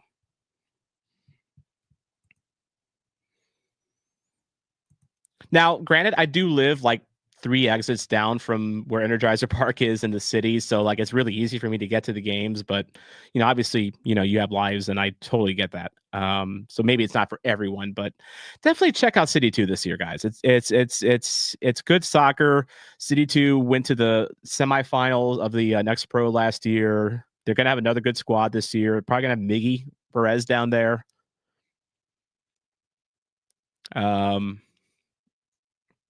Also, did anyone, okay, new topic here. Did anyone watch the US under 17s versus the Virgin Islands? I did. And I have thoughts on that, but did anyone watch that? Poor Lorenzo Cornelius, who is a 17-year-old up from this City Academy, will probably play a lot of City 2 this year.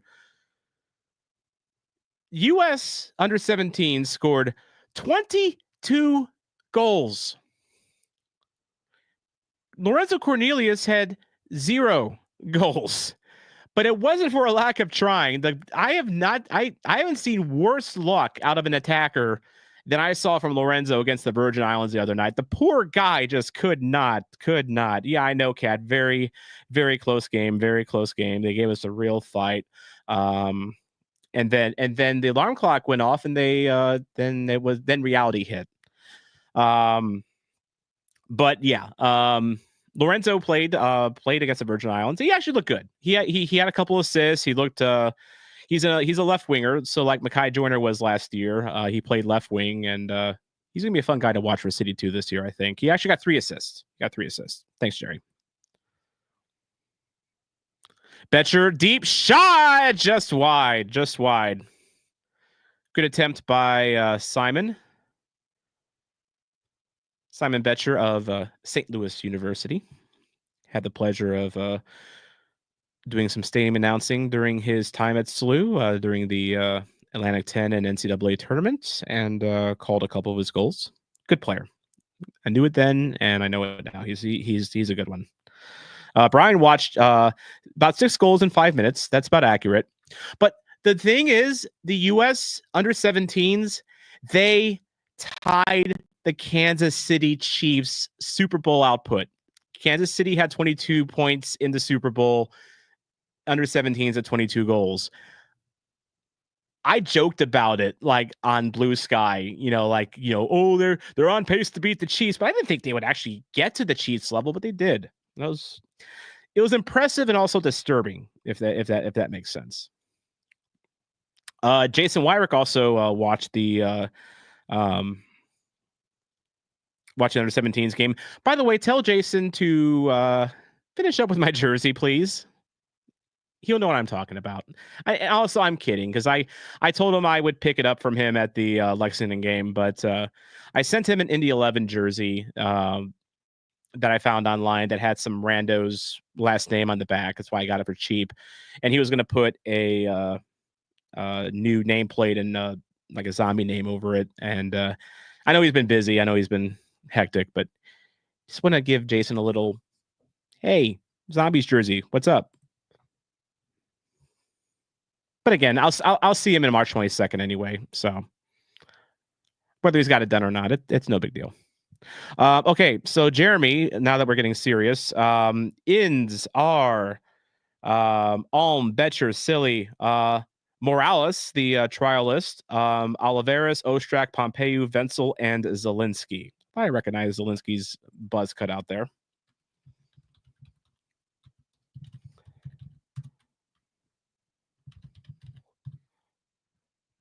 Curious if they end up signing Morales. And the club also did confirm that it is Morales that is trialing. All right, short feed into the box. Navale misses. Ostrak tries to feed it back in, but I think Betcher was offsides and was running back to an onside position. But good idea, though. Oh, you don't have to message him right this second, Zach, but next time you're chatting with him, hey, Zombie was talking about the jersey on his live stream, by the way. But I don't put pressure on him. I'm mostly kidding. We have an agreement. Jason's a good dude.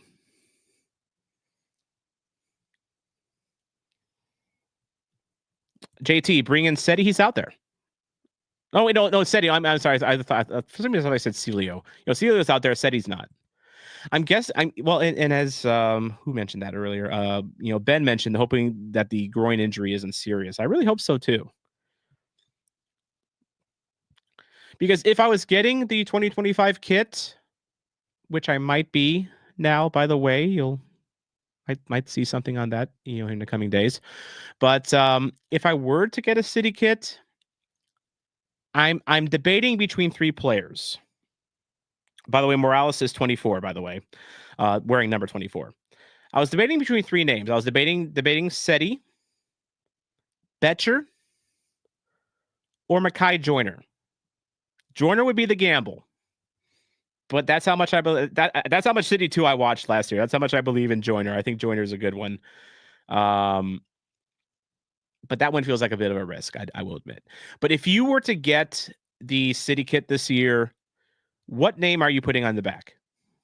Let's see those. Let's see those comments. I'm really kind of curious what everyone would go. I'm sure I'm expecting a lot of Hartles, but let me know what you would get on the back of a City kit if you bought a kit this year. Brian, how about trialist on your kid? That could work. That could work. The upholding the legacy of Lucas Bartlett and Alfredo Morales. I love it. I do agree, JT. We need to sign Betcher, and I have a good feeling they will. According to things that I may or may not have heard, I don't think Betcher's going anywhere. I mean, he's got the bromance with Klaus. I mean, you can't break up that buddy comedy. Daniel Berkey, to the surprise of no one, would put Berkey on the back as madness in the box. Betcher gets a shot off, but it's blocked. And that's going to go out for a corner. That was a near chance. Woof. Let's take a look at this here again, as I was kind of yakking here as in the box. Celio just puts it in the box into chaos. Alm was there, but it's Betcher that gets the foot on it and it's cleared. Celio again here, pumps it back into the box. Watts lays it off for, I think that's Vollum out there. No, that's Wenzel out there. No Vollum today, I guess. I wore the Slavia kit for nothing, I guess. All right, so Cat Uncle is his own name on the kit sort of guy. So, in the Energizer Park, look for Cat Uncle on the 2025 kit. I assume that's not your real name, by the way. Let's see. Jeremy Clements is a Marcel Hartle guy. It's a good choice, a safe choice. Joji is a Leuven guy who also, by the way, I did see your comment earlier about Ostrak. He is alive. Jake Henry, rejoice. Jerry Hayes is a King Kessler. It's a good choice. Cat would go maybe Toy Shirt. James is Berkey. Daniel Berkey is Berkey. Shocker. I'm guessing Hope Berkey is probably a Berkey as well. As we got ball out here to Cam Silly on the near side. Cuts inside and bad feedback from Betcher there. I think he was expecting Silly to not be so far afield. Berkey on an outfield kid would be funny. I agree. That would be a little weird. I mean, it's not unheard of, but it'd be a little weird. Jeremy was going to go Seti, but with his contract ending after 2026, I was Lear. That's 2 years. It's longer than Parker and Blom lasted after they got their names put on the back of my jerseys. I mean, so I'd be batting, I'm batting 333 on home on jerseys because Totland's still with the team, thankfully. Until he's not. All right. Aaron is appreciative of the play-by-play, so he can listen along while he's working. Aaron, you're working. It's 5:17 where you're at right now. Are you working? Tell them to stop. Chase would be Indy Vasilov. That'll work. Zach, you are late. Jason has made a run in here. He's got the steel chair in hand, and he informs me that I will be getting the Indy 11 kit in Lexington, and he's telling me to calm down. Calm yourself. But he also says I'll need a new Brickyard Battalion jersey when we release those, and I think he is correct on that. I will definitely get that. I do have the Open Cup Brickyard scarf.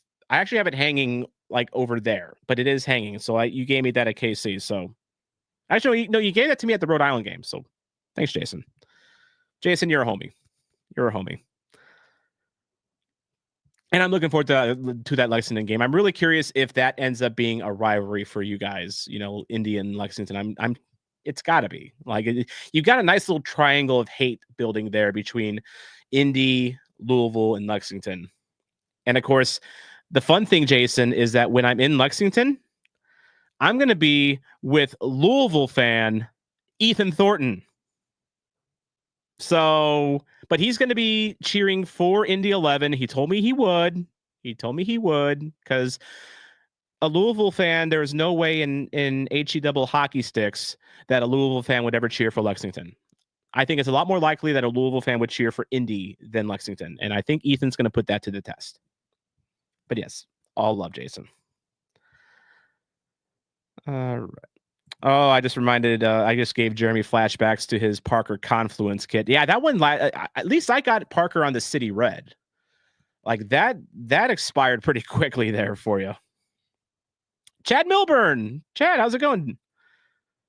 Welcome back.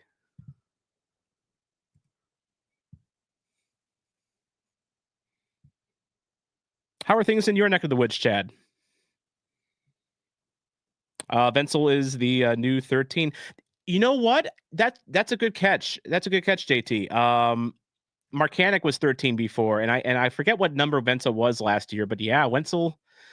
They gave Wenzel the 13, which tells me that he's probably not just going to be a City 2 guy.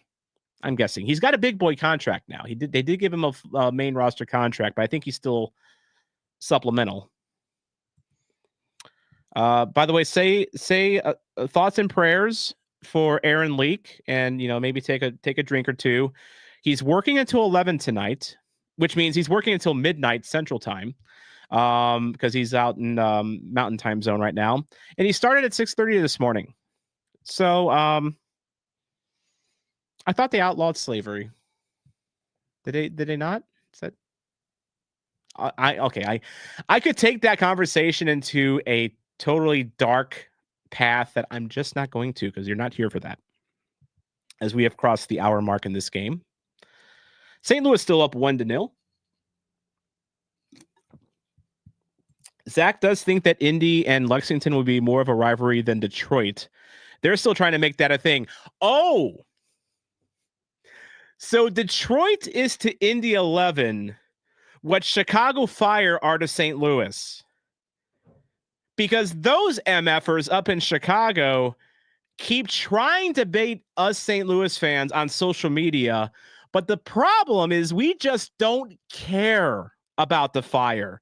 Chicago barely cares about the Fire, so we're not going to care about the Fire. They play in the Eastern Conference. We play in the Western Conference. We play each other, once a year. That's not rivalry material. Quit trying, Chicago. And you tell Detroit to quit trying with you. And yes, Jason knows I'm coming. Basically, the exact same with Detroit. I don't care about Chicago. I know it's a St. Louis thing to hate everything that Chicago stands for and walks on. I don't feel it with Chicago. And I think a lot of St. Louis fans don't feel it with Chicago. Yeah. So let's see. It is raining where Chad is right now. By the way, remind me, Chad. Forgive me. Where do you hail from again, Chad? I am so sorry. It's been a long off season. I have to get reacquainted with people here. Yaro's off, by the way. Henry Kessler is coming on. Thank you for that update, Jeremy. While I'm bitching about Chicago fans. Jeremy's wanting to know what is on my hat. So Pardon the male pattern baldness that you're going to see here. It's a St. Louis Stars hat. I got this. I forget where I got this actually, but it's a replica of the old NASL St. Louis Stars. So I got the St. Louis Stars and I got the Slavia Prague Stars. So it's very star themed today in white and red. It kind of fit. It fit the motif. I agree, Ryan. We've heard enough dark talk for today. Oh, Aaron's on salary. So yeah, that is legal slavery right there, basically. That's fair. And Kat knows what I'm talking about with the Fire. If we were in the same conference, yeah, Chicago would be a rivalry. They're not, so we don't care. Also, the Fire suck, and they will suck under Berhalter. Anyway, oh, Chaz in Indiana. That's right. You're Indy 11 as well. Sorry about that. My bad. I'm like Brad Pitt sometimes. Like, you know, like Brad Pitt has a thing where he has a tough time recognizing faces. I have something like that. Sorry about that. Apollo, they definitely think that because Cubs Cardinals, so they'll think that'll translate, or Blues Blackhawks. You know, the problem is Cubs Cardinals has about a century of hate tied into it. Blues Blackhawks has about 60 years of hate tied to it. We've got 3 years in this freaking league. Like, it's not there. It's not there. I would argue with you. MLS tried to make us care with Chicago. No, because they're in a different conference. I would argue that Chicago, like MLS isn't even trying. Like, I think they know that the real hate is with those blue bastards in Kansas. And that is number one with a bullet de facto. Fuck Kansas and fuck Kansas. I mean, we fuck Kansas till I die. Fuck Kansas till I die. I know I am. I sure I am. Fuck Kansas till they die. Yeah, that needs to be a chant, by the way. Although MLS probably won't approve it. But yeah, I have no room for hate in my heart for Chicago because all my heart goes towards hating Kansas. But I agree. If we do go to a Central Conference, which I think would not be a bad idea, then we would have to deal with the Fire and their bum ass fans. Anyway, that must be nice. Yeah. Having 5 teams within a 5-hour drive. So St. Louis, we have KC. We have Chicago. Nashville is 5 hours ish. Like it's in that ballpark. But that's it. Because Minnesota's like 8.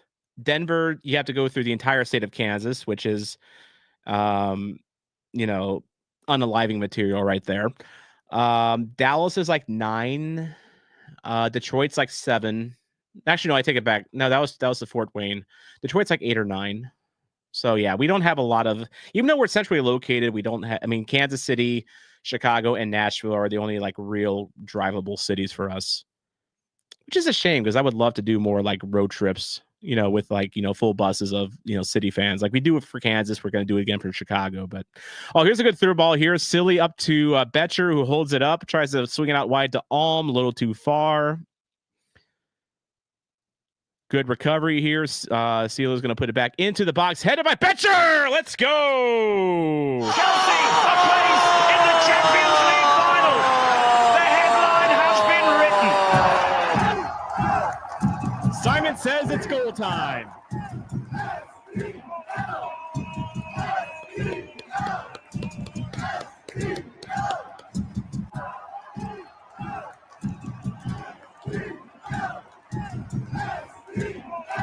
And did you see who got the assist?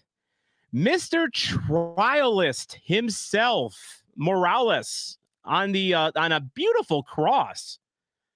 That was a good-looking cross too. Maybe I should get Trialist on my back. Trialist number 24. I think if this game had more stakes to it, that might actually happen because St. Louis fans are weird like that. But yeah. Oh, and as Jerry says, we hate the team from Kansas and their tasteless barbecue. If you guys haven't seen it yet, this is one of the reasons I'm so excited for this season. Are you aware of the Netherlands Lynx Rex chant? Go left, go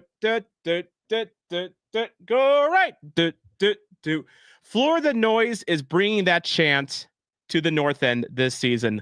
Lynx Rex is going to be at St. Louis City Games this year. They put out a video on their socials, so you can just find it on their Instagram, Blue Sky, with the lyrics to it. But Jerry has one of the lines from it. We hate the team from Kansas and their tasteless barbecue. And then it kind of goes on from there. I love the Lynx Rex pregame chant that the Netherlands do, and we're going to do it in the North End. That's going to be so fun. I think that's a chant that's going to work. I think that will really catch on. Yep, 11 with the goal, catching up on the goals. Goal. Betcher is my number 9. Maybe I do put Betcher on the back of my jersey. I mean, honestly, Betcher would track for me because again, I do public address for St. Louis University when Bill McDermott is either broadcasting or, not available. And I have a lot of pleasant memories of watching Simon Betcher at SLU, come up with big goals and, big opportunities. So maybe I do go Betcher.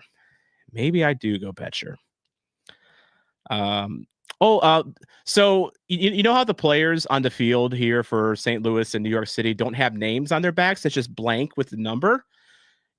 At least they're not Pittsburgh, as Jason points out. Every Pittsburgh's player's name was Riverhounds today. And Jason says that St. Louis people cannot be weirder than that. Yes, we can. You underestimate how batshit St. Louis fans can be. But I will say we wouldn't just put like city on the back of our jerseys. That would be weird. That would be weird. But we can be very weird. In fact, actually, let me find. I can actually play that what the Florida Noise has for Lynx Rex. I can pull it up right here, actually, because the composition. Oh God, I gotta show you guys something. Oh God, come on, Instagram. Why'd you do that? Why are you doing this to me, Instagram? Why? Stop it! Oh, get him off. Get him off. I'm not prepared. I am not prepared. Okay. So without further ado, and let me know if you guys actually hear this. I just want to make sure I have this set right here, but here we go.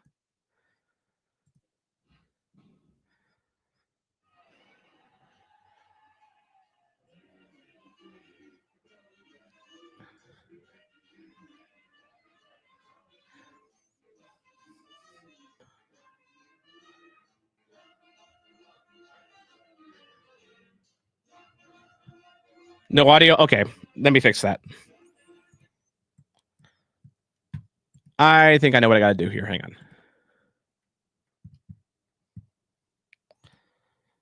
We're going to stop that. We're going to present, share, window. Oh, share a tab or a screen. I am going to go here. There we go. And I can go here. All right. Take 2.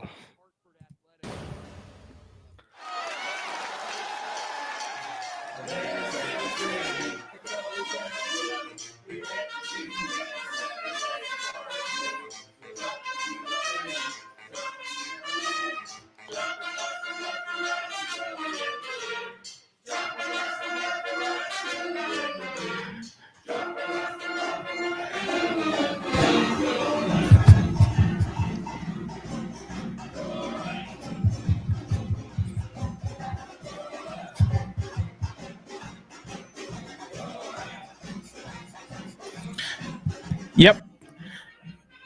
Anyway, that is coming. That is coming to City Park this year, and I am all in favor. I am all in favor of that. Oh, someone needs to clip that. So my dancing moves. Is the world ready for that? I mean, this is a pretty contained space. Like, there's 19 of you in the chat right now. Like, is it really safe for mass consumption at this point? I don't know. Anyway, sorry about that. I was not paying attention to the game. But apparently we went on a defending frenzy. Thanks, JT. Thanks, JT, for updating the people in chat when the host is doing silly dancing. Daniel Berkey has enjoyed the watch along, but has to drop off due to another commitment. It's almost like it's a weeknight or something, and people have things to do on weeknights. So Daniel's looking forward to the next one, and we look forward to having you back here in the chat as well. And again, hope keep cooking on the Berkey breakdown, and best of luck to you. Although I do have to ask Daniel, was it because of my dancing? Is that the commitment? Is that just because you were repulsed by my dancing? You can admit it. It's fine, because I'm repulsed by my dancing, honestly.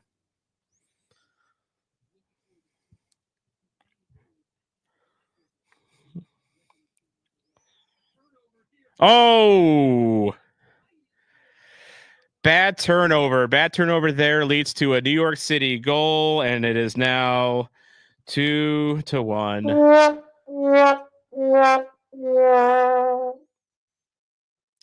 That looked gross.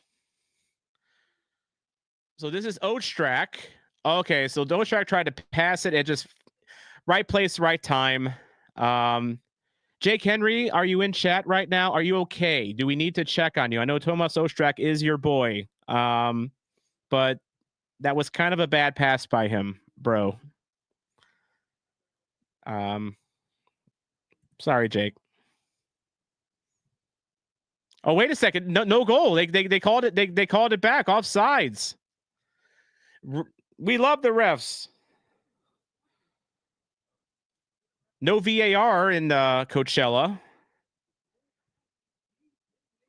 They had another discussion. It's been waved off. We're good. We're good. See, that's the however that we like in St. Louis. Yeah, we are so back. We are so back. Although ref decisions going our way. Have we? Okay, I won't be that fan. I won't be that fan, but it does feel like we're on the wrong end of those things. Yeah. However, where is that? However, I need to get however guy like in my last couple videos. I need him just go whoop whoop, up the side. Yeah, don't burn the good luck in the preseason, like for real. Don't. Yeah, we need him for the duration of the season.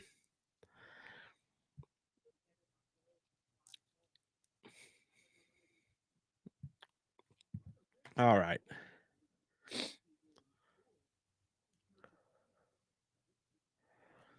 So I'm watching the game, and this is like chatception here. I'm watching the live chat in the YouTube here, and I'm seeing people advocate to get out to a City 2 game.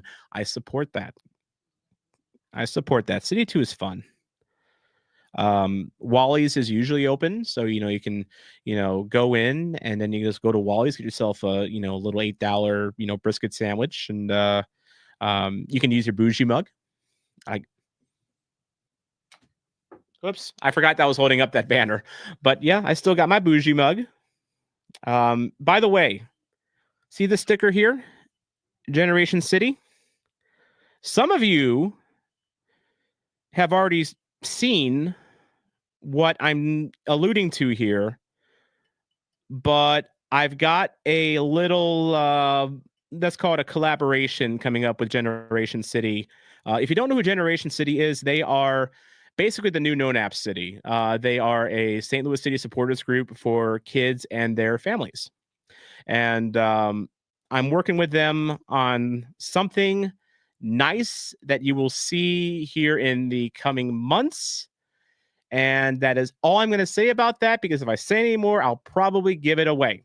So, but yeah, look for something nice coming here in the next few weeks. But, get that Louisville City sticker out of there. All the Indy 11 fans are triggered right now. There we go. Breakfast King. No Nap is extinct. I don't know all the drama. I guess there was some drama with them, but yeah, they are no longer existing. As Celio gets some open space here in the box, going to try to beat his man. Feeds it back, shot and a goal. To give Chelsea a place in the Champions League final. The headline has been written. Betcher again. 2 for Simon.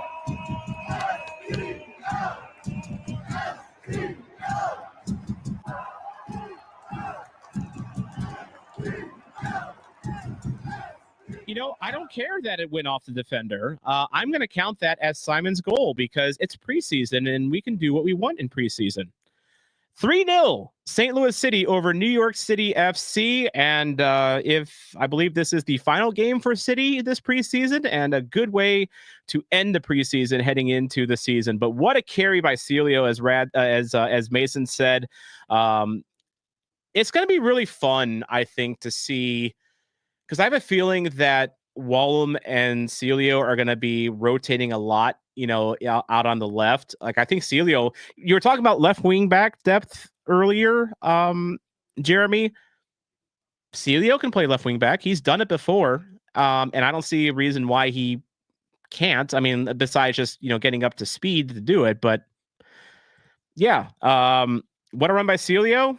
Finds Betcher, does what he needs to do. That's what Betcher is, such a meat and potatoes striker where he'll play hard. He's a master of shithousery. He's basically, he's got a little bit of that Jared Stroud in him. But he's not fancy, but he just gets the job done. And that's what you want out of a striker. But yeah, brace for Betcher. It's a bracer for Betcher. Simon says brace. I know what you were saying, JT. Got the ball back, my youth coach would scream. And that's what Celio did. Okay, Brian, we're not going full Virgin Islands here. We have about 19 goals to go to match that. I don't think we're going to get there. I don't think so. We need a couple touchdowns, and then we need to hit the 2-point conversion on each touchdown, and then we need a field goal. And then we'll get to the Virgin Islands, but I don't think in 10 minutes we're going to do that. I think it's just going to fall a little short. It's a little short. Jerry wants Celio to meet her on the dance floor and teach me those moves. I'm sure he's got some good dance moves. Oh, my travel buddy, David Cotton in the chat. How's it going, David? Love these preseason therapy sessions. I'm hoping these watch-alongs are less therapy and more, let's celebrate together. Because last year was therapy. This is actually good times. But it's 3-0 now, St. Louis. So there is no therapy needed besides just watching the club itself and, cheering along with them.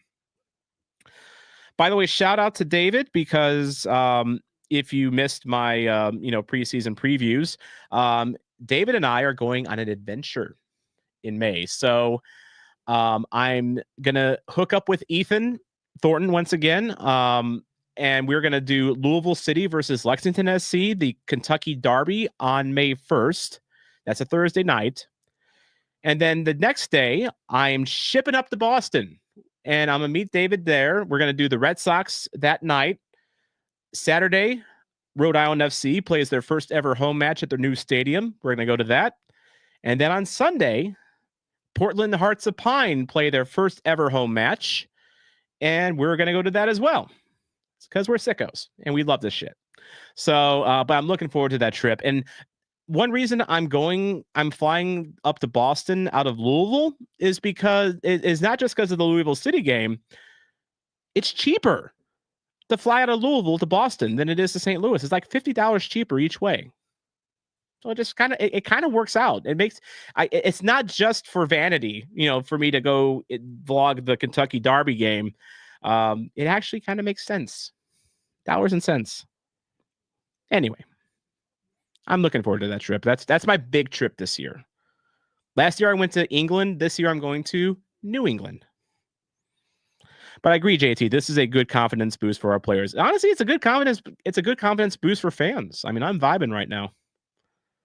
So many of these watch-alongs turn out to be, greeting sessions, and like we're doing good today. We're cooking. We are cooking.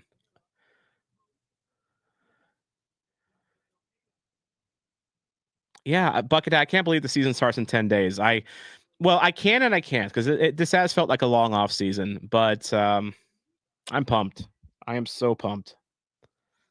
And don't forget, stick around after the game is done, because we are going to do player rankings, and you're going to help me and Mason rank these players, based on, 5 different levels of good or bad, or somewhere in between.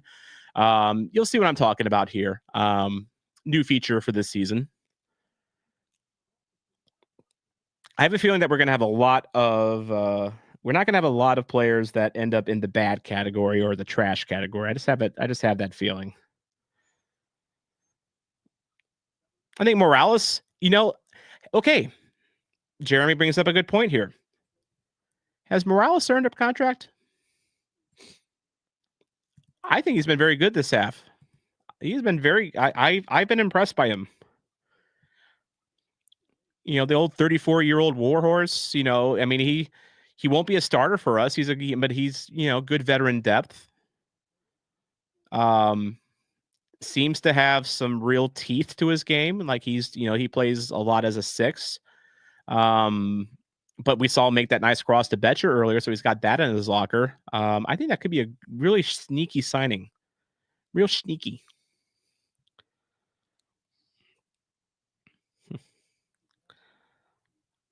Hoping 2027 New York FC new stadium opens. I'm hoping we're there. And yes, you do know a hostel. I do too. Because when you travel as much as I do, you gotta travel cheap, and hostels are good for that sort of thing. I've never been in one, but I'll find out in San Diego here in a little over a month. Although I'm doing a private room with Carlos from the Santos, who, by the way, Carlos and Jerry are both MVPs for that San Diego trip. So thank you both. Oh, what a free kick! That's a good free kick, to be fair. That's a fair play. Fair play. Okay, is it time to break this out? We're fucking shit! We're fucking shit! We're fucking shit! Nah, we're not. That was just a good free kick, honestly. 3-1. 3-1. That was good goal. Good goal. That was well placed. It got through the wall. Nothing really Oliveras could do about it from the. That was just good. Good free kick. I'm hoping we don't play that we're F and S, clip too much this season. Hoping I can retire it. All right, that little speed bump aside here, Ryan Fraley, also on the Chicago Talk, people there aren't watching the Hawks or the Bulls because of the whole CHSN not being on Comcast thing. Oh, so it's kind of like, how no one can watch Cardinals and Blues games because, FanDuel is, not on any provider. Yeah, it's great. It's great.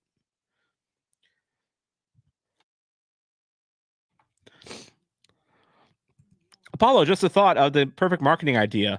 What if they made sure that Louisville City plays Lexington on the same weekend as a horse race, a double Kentucky Derby? It's a good thing that they are, because that is the weekend of the Kentucky Derby. It's always the first Saturday in May. So May 1st is when Louisville and Lexington play. That is on a Thursday, and then the Derby will be on the 3rd. So it does make sense. It also makes sense why they're playing it not on Saturday, because of that whole Derby thing. But I think Apollo's, that should be like the tradition every year. Like, every year they play. Also, Jason knows ball. Just stream from the East. We know better. Also, if you know the daddy who is live, that is also an option for you as well. Wink, wink, nudge, nudge. Especially for those lower, like League 2 English matches, like, find the daddy who is live. But I think most people that watch Blues and Cardinals games, they must pirate it by now, because they're like, how else can you watch it? Good defending by Timo. It'll be a corner kick here in the 88th minute here. Cat is correct. FanDuel is on Direct TV stream, and I know that because I share an account with my friend. So I can watch it on Direct TV stream, but not many people can.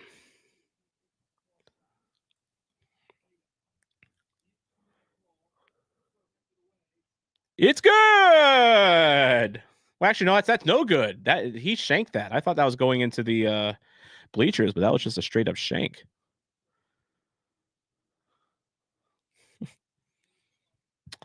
I thought Durkin was back soon as well. I guess they're just being careful with him, maybe. I hope that's what it is, because it's the lack of Durkin's been concerning. By the way, Paulos, I should reach out to you when I'm down in Naples for FC Naples. Let's hook up. Let's meet up, definitely. If you got like a line on tickets or something, that'd be great too. Jason. Also, hot take here, Tom, but the Kentucky Derby should take place the night of Thunder over Louisville when Lou shitty hosts. There's that love. There's that love between Indy and Louisville right there.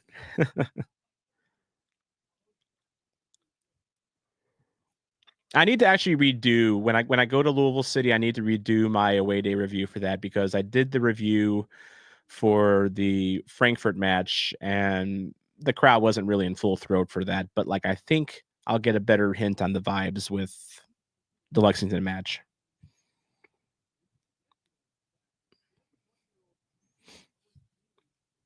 As this game winding down here, Betcher, could he get a hat trick? Could he get a hat? He's got a wide open net shot. He hooked it. Cut him. Send him back to AC Horsens. He sucks. He's done. Don't trigger the buy option. Get him out of here. Couldn't get the hattie. Bummer. Shame. Oh, we won, by the way. We won. Yay! Oh! Against Chelsea! We won again! I'm being a watch along for. The headline has been written. This doesn't happen often on these watch alongs. Our team is winning. Hooray! All right. So Jason lived in Louisville for 6 years, went to University of Louisville. Love my Louisville friends, but not on match day. That's fair. It's as one of the Rhode Island fans, actually, before the Indy game, he had a good line. He says, it's we're friends now pregame, we're friends after the game, but for 90 minutes, fuck you. And that's a good one. It does count as an away. I'm counting it as an away win. We were in the Confluence kits. We were in Coachella. We were not in City Park, or excuse me, Energizer Park. That's an away win. That's an away dub.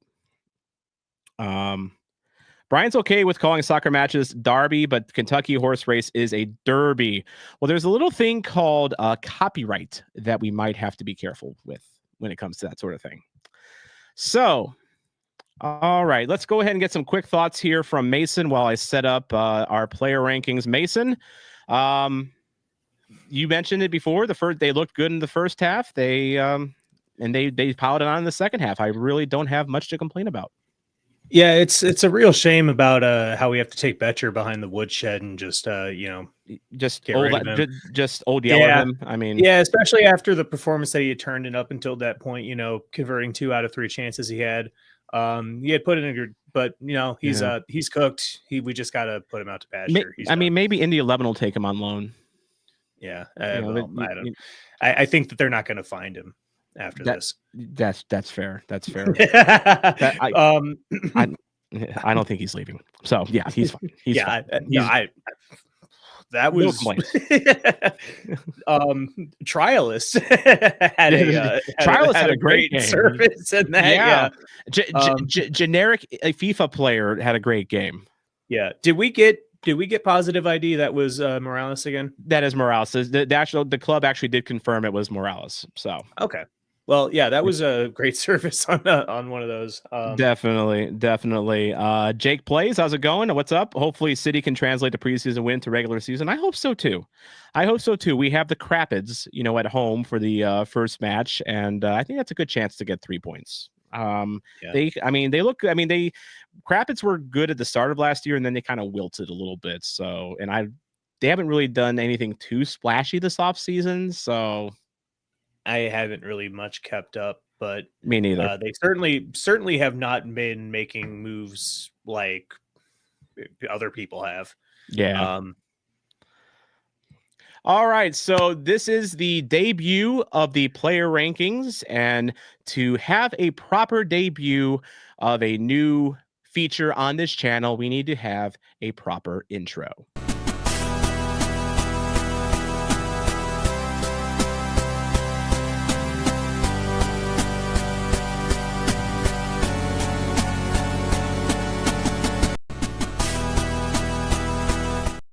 Already fumbled the bag here. And let me go ahead and get this on. There we go. Professional streamer right here. So this is the player rankings, and what you are seeing is a tier maker where we have 5 different categories where we're going to rank these players from smash, as in did he smash it? Was he good? Was he meh? Was he bad? Or was he flat out trash? All the players except for our trial list are down below, and we're just going to go through these players one by one, and we'll start in net with Ben Lunt. Lunt did not have a whole lot to do this game, I don't think. I really don't have much to say about him. No, he did fine. He had some decent service out of the back there, but mostly it was just short. He didn't have a lot of two long balls. He had like 1 or 2 good passes, like decent passes into the midfield, but otherwise stuff just was shot right at him. He did better in his previous performances where he did make some pretty big stops. Yeah. So this one, he just didn't have much to do. Yeah. And Ryan says Lint is meh. Do we agree that with that in the chat? I mean, it's not a bad meh. I mean, it's just, he's fine. They are the master chocolatiers, but I would tend to agree. Definitely. Took me a second there. James saying that Lunt looked more confident than he's used to. I think it looked very composed today. I would say, you know what, I'm gonna go with meh on him, but it's a good meh. You know, it's not a bad meh. He just didn't have a lot to do. It's one of those things where, like, you know, if your defender is not getting mentioned, that means he's doing his job, right? Definitely. Like, you either don't want to hear your defender's name, or you really want to hear it because he's making like a hero play, but you probably don't want your defenders making hero plays, right? No, you don't. Let's go to right wing back here, and our starting right wing back was Thomas Totland. I thought Totland was excellent today. Tots looked fantastic. He had some good service. I don't know if I would go all the way up to smash with Tots, but I would definitely put him in good. I think I talked about this at halftime. Totland looked very springy today. I mean, he looked very comfortable going up and down that right wing. We need him to stay fresh. So I'm really hoping that, you know, someone else emerges as a deputy for Totland in that right wing back spot. Probably will be Rasmus Alm, I would assume. Assuming Alm does stay healthy, and just the less we see of Hebert out there, the better. But I thought Totland was very, very solid. City Boys saying that Totes was a smash. Okay. Ryan also thinks that Totland was top tier. Honestly, he just really jumped out to me today as someone that was really doing work. His hold up play was good. He was Jared saying that Totes was very smooth. He didn't put a foot wrong in this game. So I'm actually going to go smash on him. It might be generous, but he just looked good. I'm not going to really argue against it. I don't know if I would put him there, but I don't really have an argument otherwise. So I also still have his jersey, and I want him to succeed so that he doesn't leave St. Louis like the other players. Yeah. So, I absolutely want that. Yeah, for sure. I would never let, personal bias towards players, influence, me at all. Excuse me. Anyway. Fair and balanced here on the Soccer Zombie YouTube fair and channel. balanced. Totally. I report, you decide. Anyway, Josh Yarrow was the right center back for this one. Steady, solid. Yeah, Yarrow did his job. It's like I just said about the defenders. If you don't hear his name much, it means he's just doing his job, and Yarrow did his job. He did. By the way, JT, Tots Alexander Arnold. That was good. That was fun. Jerry's saying Yarrow's good. Ryan saying Yarrow is good. I think that's a good spot for him. I mean, he never looked out of position. He never looked out of place. And I think honestly, he's one of those players that I think playing a 3 center back spot, playing with 3 center backs could help him. Because as I mentioned, you can pair him with a Baumgartel, and that can kind of mitigate, his lack of, progressive play, because you've got Baumgartel for that. You've got Giannis Horn for that. So Yarrow locking down that depth spot for center back. I think that is fair to say. So I'm going to go good for Yarrow. I thought Yarrow had a good game. It's also nice to see him up there. Definitely. It really is. Yarrow, man of the people. Man of the people. We love our Yarrow. Next one up is Timo Baumgartel. Playing that central center back slot.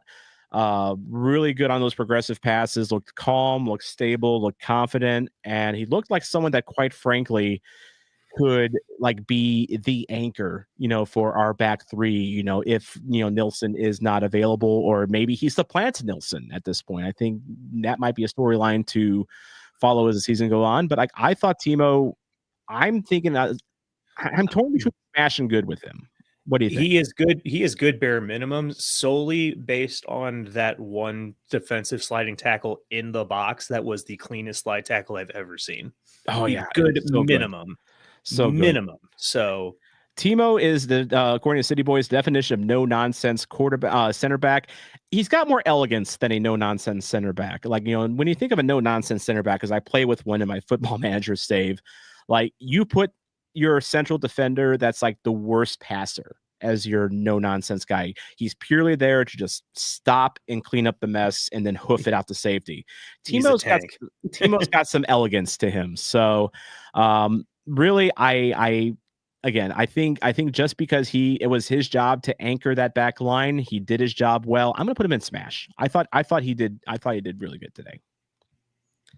All right, next one up, Giannis Horn playing left center back. Don't have much to say about him, really. Another Yarrow. Yeah, he just did his job. He did his job. I didn't see much of him, good or bad, really. But and that's kind of the tricky thing with defenders, is that if we're talking about them, it usually means they were bad. And we don't have anything to say about Horn. He was perfectly fine. So he did his job. I'll put him in good. I think if that's where we put Yarrow, we got to put Horn there too. That's fair. That is 100% fair. Next one up, out in the left wing back spot was Kyle Hebert. We talked about him. We talked about how he's not a wing back, but gosh darn it if he doesn't try. The problem with Hebert is that Totland makes him look bad by comparison. Like I said earlier, I don't actually think that he was poor or anything. No. My gut would be to put him pretty much exactly where we have Lund, which is brackets positive. Yeah, definitely. I think that's a good one. He did his job. They didn't really funnel play his way very much in the first half. And, when you have a Totland out there, that kind of it seemed like he more kind of locked down the midfield back kind of defense stuff, and then only really pushed forward when as attack, as just to be an outlet option, which I think is fine for him. He doesn't need to be flying down the wing and then trying to feed across him. That's not really in his skill set. No, definitely not. That is not his job for sure. But whose job it is to get up and down the field in his role is Akil Watts, playing center mid today. I thought he had a good game. He looked very into it. He was all over the field, which is, as a center mid, you want him to do that. He looked like, I made the comment in the first half, we're talking about center mid depth. We're talking about how, like we talk about Ostrak's coming back from injury. We have trialist out there, who's a center mid, which there's a reason you have him out there because you're worried about your depth. So Akil Watts taking his chance to play, and gets some game time in and impress Olaf Melberg, looked like he absolutely did the most that he could with it today. Chat, let me know what you think about Watts. I'm thinking good for him, but what do you think, Mason? Yeah, good minimum, I would say, for Watts. I don't really have a good argument for Smash, but he's definitely can't be lower than good. Yeah. And City Boy is pointing out, of the 3 games, this has been the best performance out of Akil. I can go with that. He looked okay against Austin, but then he jumped out to me today. And Ryan, good. And then Jerry also saying good as well. So I think that settles that. I think Watts had a good game today and probably earned himself some more playing time. Isn't Wada the alien from Star Wars? Oh, Watto. You're talking about Watto. Yes. Yes. That was such a stupid joke that I know sold my own joke. I'm a Twittarian. Wata. This is Jedi mind Wata. tricks don't work on me. That was more Triple H there instead of Watto. But anyway. All right. And then the other center mid, I thought had a good game, Edouard Leuven. I thought he looked like how Edward Leuven should look, as that pivot in the midfield. I say good. Yeah, vintage. The terroir on this performance was good for Leuven. That give and go that he had with Hartle off that short corner was beautiful. Very nice. Yeah, I'll put Leuven in good. I'm encouraged by him. Jerry points out not the best Leuven we've seen, but he was good. No, but I mean, not every performance can be the best Leuven. No. City Boys thinks he's borderline Smash. I'll say good. I think he just had just a plain good game. Nothing really more to say about that. Next one up, let's go and do Vasilev. We talked about this in the first half, Mason, how Indy really looks like a man reborn this preseason, coming off of the U.S. men's appearance. He was pressing. They really have him playing up a lot, almost level with Klaus at times. Yeah, which is where he does best, in my opinion, because I've always kind of been high on Indy, but even in my estimation, he has improved. Indy, good minimum for me, I think. I feel Indy's also a good. I think I put him in the same vein as like an Akil Watts, where they both look good doing their jobs, and they were absolutely solid in their roles. I think that is fair. Jerry's suggesting Indy double down good. So I guess we need to give superlatives in the categories. so like one thing that Redmen TV do is that they actually have a physical board that they do this on, and they'll straddle players a lot between smash and good. Basically, they have a line, they can just put the card right on the line. So you just can't really do that with Tier Maker very much, and I don't have a big wall to do that. So, but I'll go and put India's. I'll go and put Indy as good. JT thinks that Indy is recovered from the Carnell firing, and as Super Peanut points out, it's all in the mustache. It is all in the mustache. Oh, Aaron points out, Leuven, wasn't he sick for a little while? Yeah, I think that was during the first batch of preseason, wasn't it? Before Coachella. Yeah. I know I know he was out of the reckoning for a little while.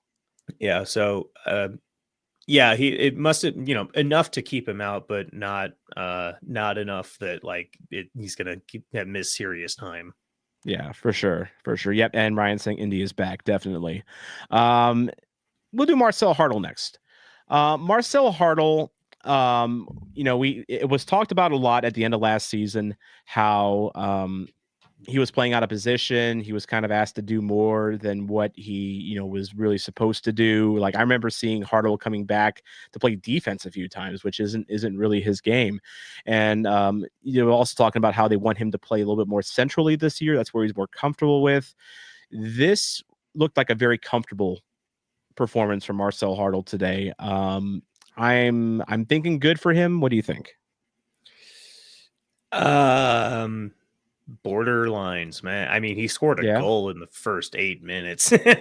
That's right. He was the first goal scorer. Shoot, yeah, you're right. he scored a goal. He did. I had the better goals in my mind. Yeah, he was the first goal scorer. Again, he was solid.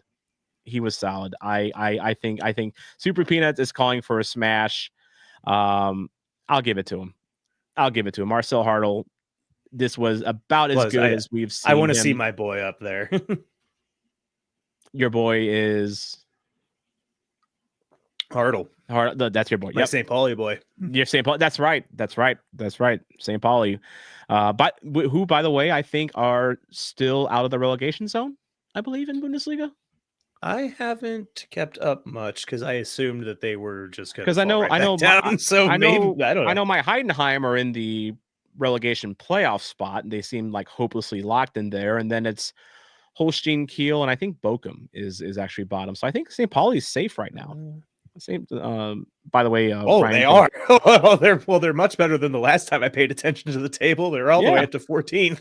Yeah, up last to time I looked, they were in like 17th.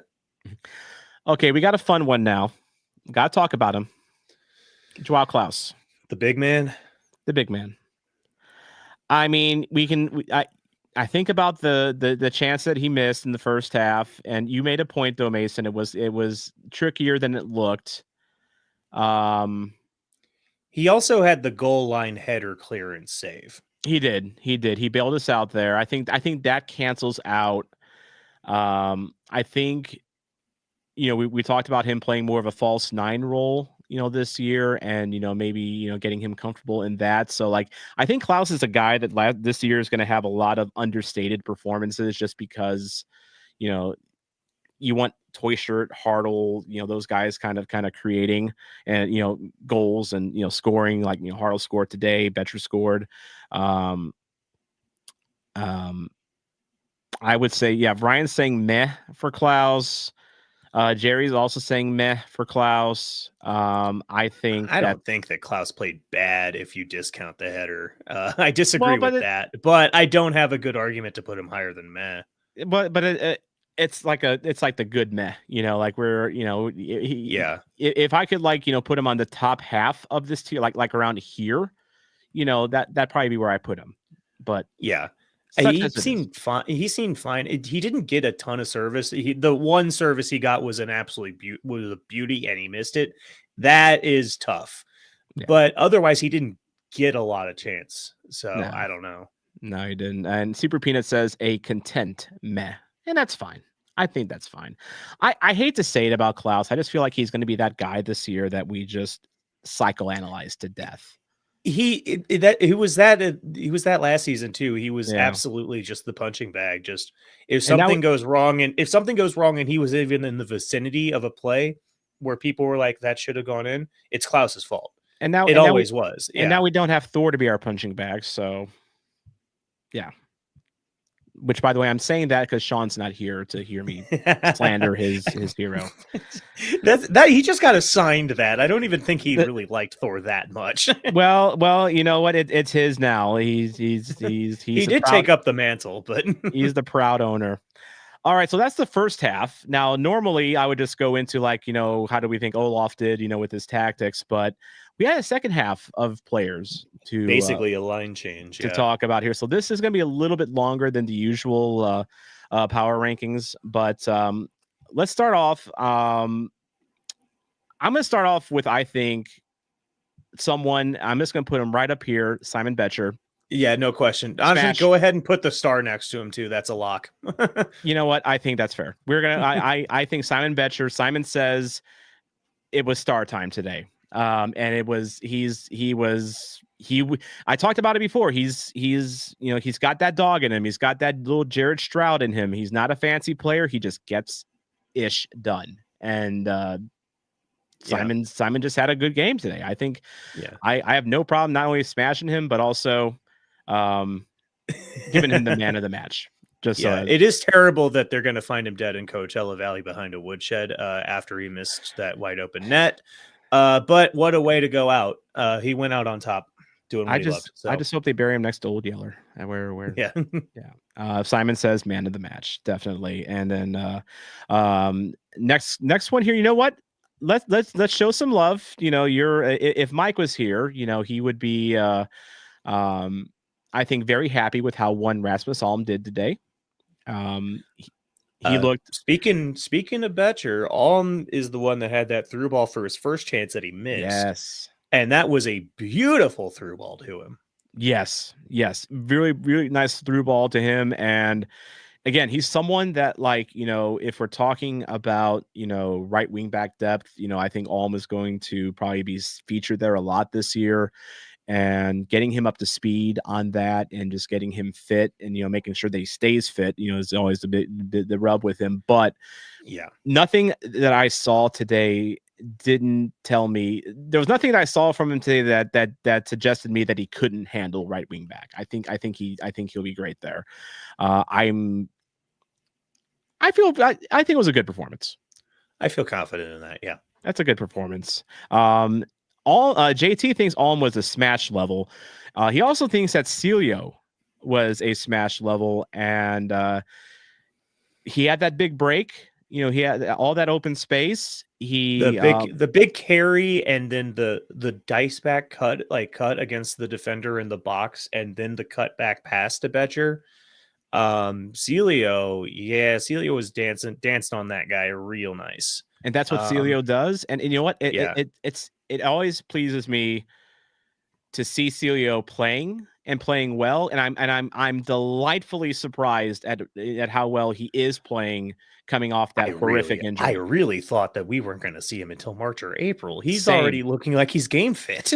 He's fine. Yeah, I mean, I would say he's probably like, I mean, I don't think he's starting on day one. I mean, nor should he. But if he comes off the bench, you know, for 30 minutes, you know, against Colorado, that's probably okay.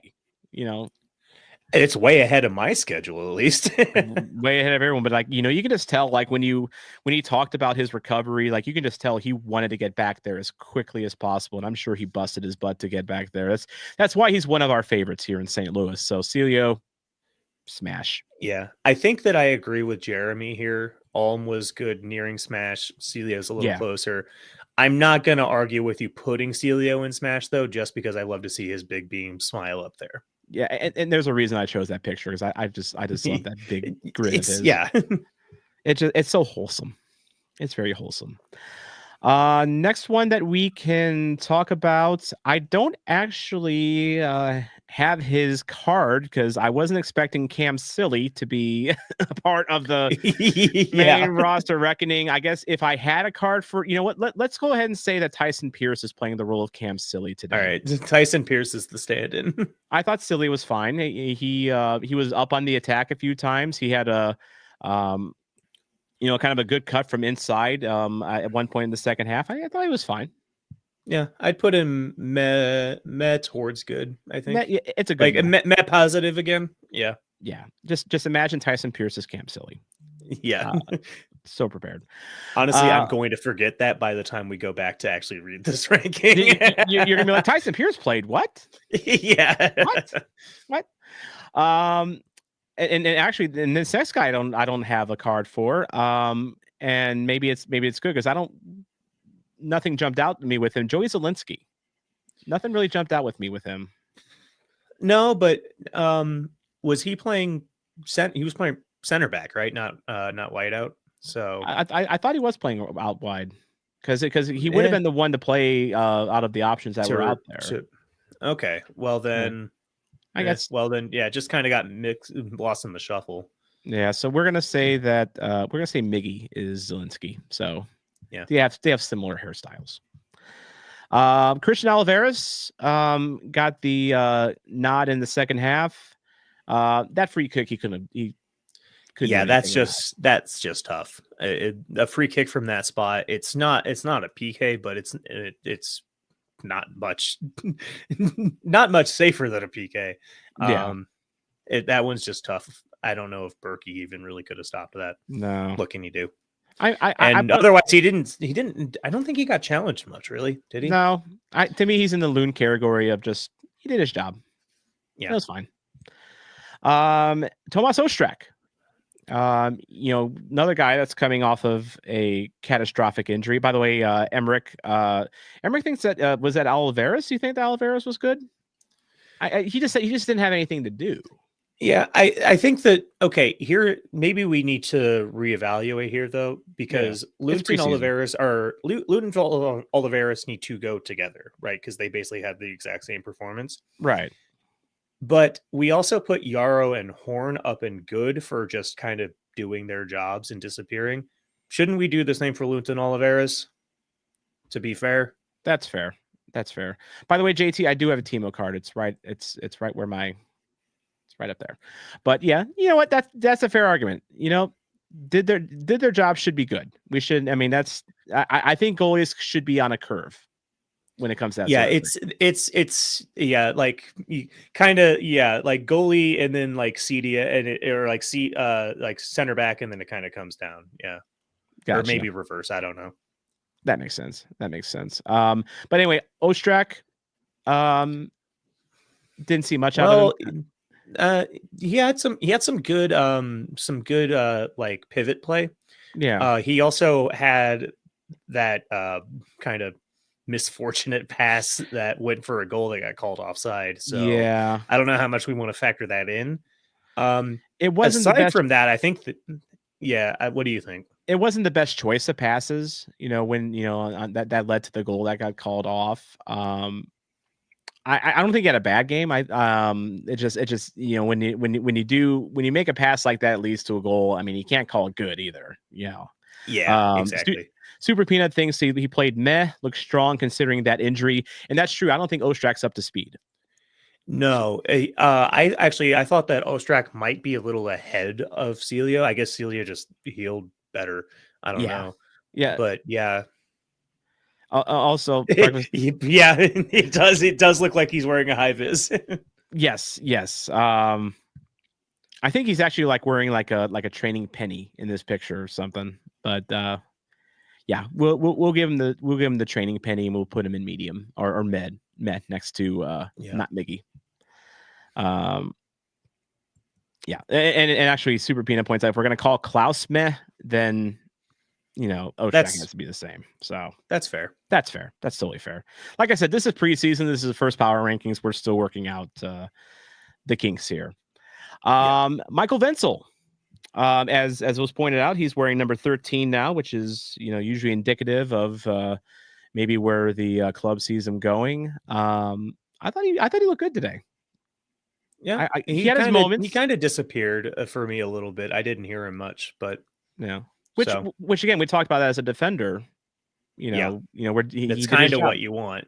Yeah, he did his job, and I know he had I think one long crack at net. So he was involved in the play. And, he's gonna be interesting to watch this year and see how much playing time he does get, because he does have that first team contract now, and I know the club's pretty high on him, just based on the work that he does in training and all that. So. And then finally, last but not least, we have our trialist. Yeah, we need a stand-in for trialist. Trialist today will be played by. We don't have any Latinos left in the bench here. You know what? We'll go with. Just because his hair is on point, I'm gonna go Caden Glover. Morales had that beautiful feed to Betcher. If now that I know more about who Morales is, veteran 34-year-old, played in Germany, played for, actually he played for was it NYCFC before? That sounds right. I think he was with San Jose last year, but then 3 years before he was with NYCFC. I think if we're talking about a depth option, for the center mid position, this spot, we could do a lot worse than Morales. And I would argue that not only was Morales good, give him a contract. I would like to. What I saw, I don't really see. I guess it depends on how much he's asking. Yeah. But like, I don't really see a reason not to. We could always use depth. I don't know. What's the worst case scenario? You have to cut him. Exactly. So no harm, no foul. But I think he's earned it.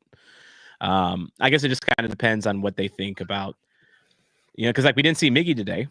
We didn't see any Miguel Perez, which tells me he might be already earmarked for, City 2. I think Cam Silly was up just as depth, basically. I don't think they had like any real serious inclinations on giving him a big time contract or anything like that. So, I mean, there is an opportunity. Yeah.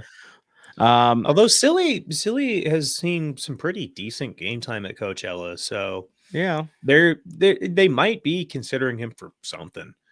I mean, he's I think 24, 25. He's been around the block a little bit. I doubt it's for like an immediate right now big team contract, but maybe he's up there on the depth chart. Maybe he's competing for the spot that Morales is going for. Yeah. But yeah, what Peanut said, he went in, played really well with the rest of the guys, made the most out of what he got. Definitely.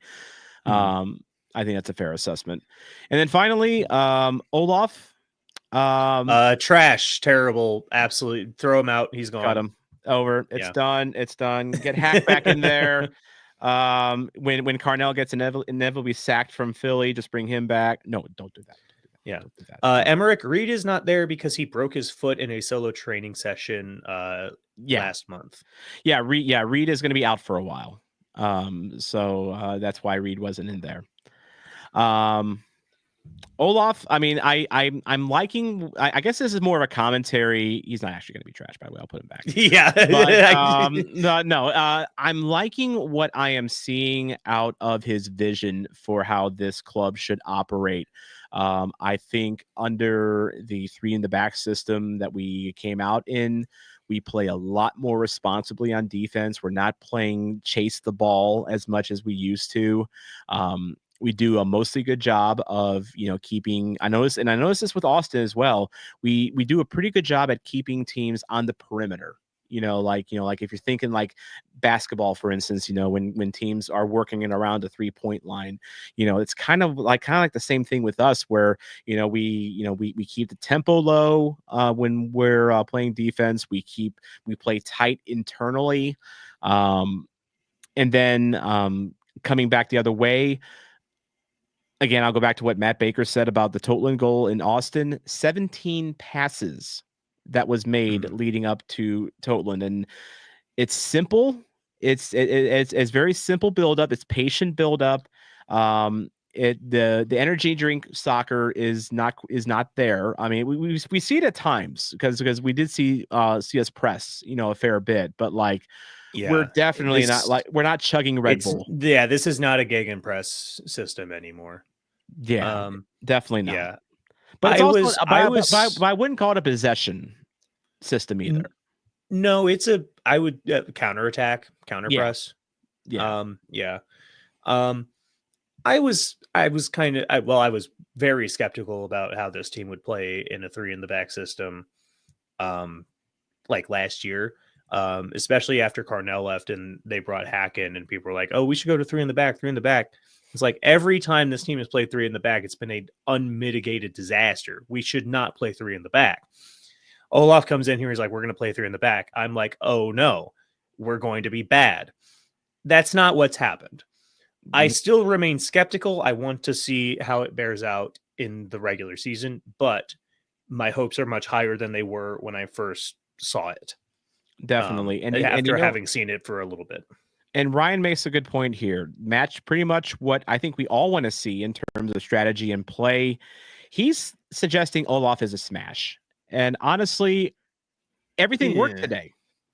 It did. It's also a preseason game. I don't know. I know. We're grading just this match, right? Yeah. If we're grading just this match, he put Betcher out there in the second half and Betcher buried it. So yeah, you know what? Yeah. So tactics on point, smash. Yeah. Yeah. So far, so good for the Olaf Melberg era. And one thing I noticed today too, as well, is, and I know there was less, I guess for lack of a better term, fluidity. Like you had players like we tended to stay to our spots a little better, I think, than we did against Austin. Like we looked more structured today. Yeah, Michael Rakers brings up the could have been the crossbar goal, Which I and almost cursed that this one. yeah, but like that is the same thing that happened in like the Austin game and in the other one. I don't RSL. Yeah. Where just like it the momentary lapses of judgment, man. That still haunts us apparently. And even those first two games were much more fluid. We seemed a little bit more structured here, although also Klaus had a fucking backline clearance. So who knows? But the momentary lapse of judgment, and then all of a sudden you've got somebody right in the middle and they're completely unmarked. And yeah, that's a goal. That's a goal every time. It doesn't really matter how you slice it. That has got to be fixed. That was a problem under Cardinal. It was a problem under Hack. It cannot continue to be a problem under Olaf. Otherwise, his tenure is going to sink as well. Exactly. Peanut thinks Olaf smash. Jerry's smash. By the way, is it trust in Olaf now? I know we trust in Lutz, but do we trust in Olaf now? Jerry, I'll let you make that determination on that one. But yeah, Jerry also pointing out they were all positionally aware. Look, it's new coach, new system. I mean, it's going to take, you're going to have games where we just have an absolute shocker at, because we're still kind of gelling a little bit. You've got new faces or new-ish faces still kind of, putting down roots. By the way, Jerry, don't trust in Olaf just yet. Not yet. Yeah. That is a meh, on the trust in Olaf. Yeah. Definitely. Yeah. The Vodo Neater is like right in the middle. Yeah. But I don't know, man. Three preseason games, a win and 2 draws. That's pretty hard to be upset about. Yeah.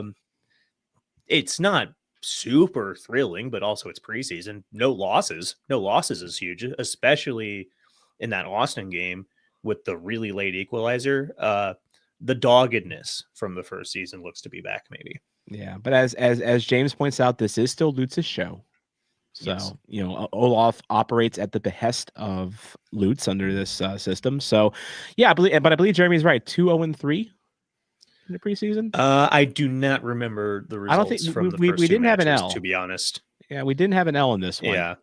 So, okay, Jerry says believe in Olaf, trust in Lutz, but believe in Olaf. You heard it from her right here. Different metrics.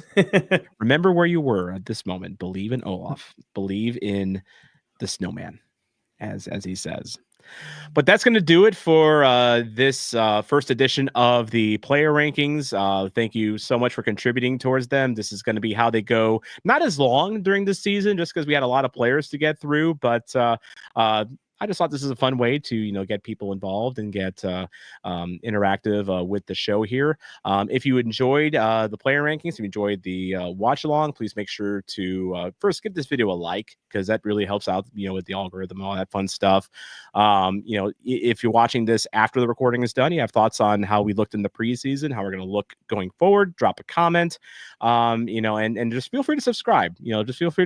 And of course, thank you so much to the Zombie Ultras that have signed up in that tier: Aaron Link, Brad Whiteside, Bucket Hat SC, the erstwhile Chris Gebhardt, David Cotton, my writing buddy in New England, Jeremy Clements with the analysis in the chat, JT Kirsting, Kane that goes to games, Michael Miller, and Peter MacArthur. Thank you so much for keeping this channel going. And of course, everyone that is in the 99-cent supporters section, all the OGs that are in there, you know who you are.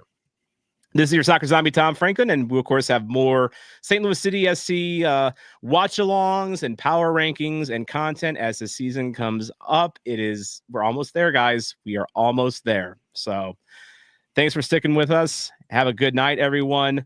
Sunday. Yes,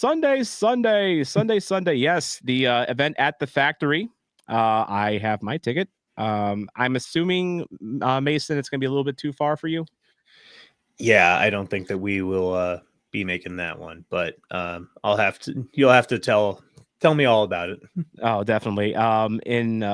Okay, so JT says in Melberg we trust. So there we go. So we have. I'm getting conflicting reports about this trust or not yes. trust thing. Yeah. We maybe let's assess this in June. Maybe let's assess this in June. Thank you, Ryan. Thank you, Emmerich. Thanks for. I'm glad that this was fun for you. This is a bit of an evolution of the standard watch alongs, and as Jerry says, go left, do. Go right, do. All right, that's enough of that. Bye.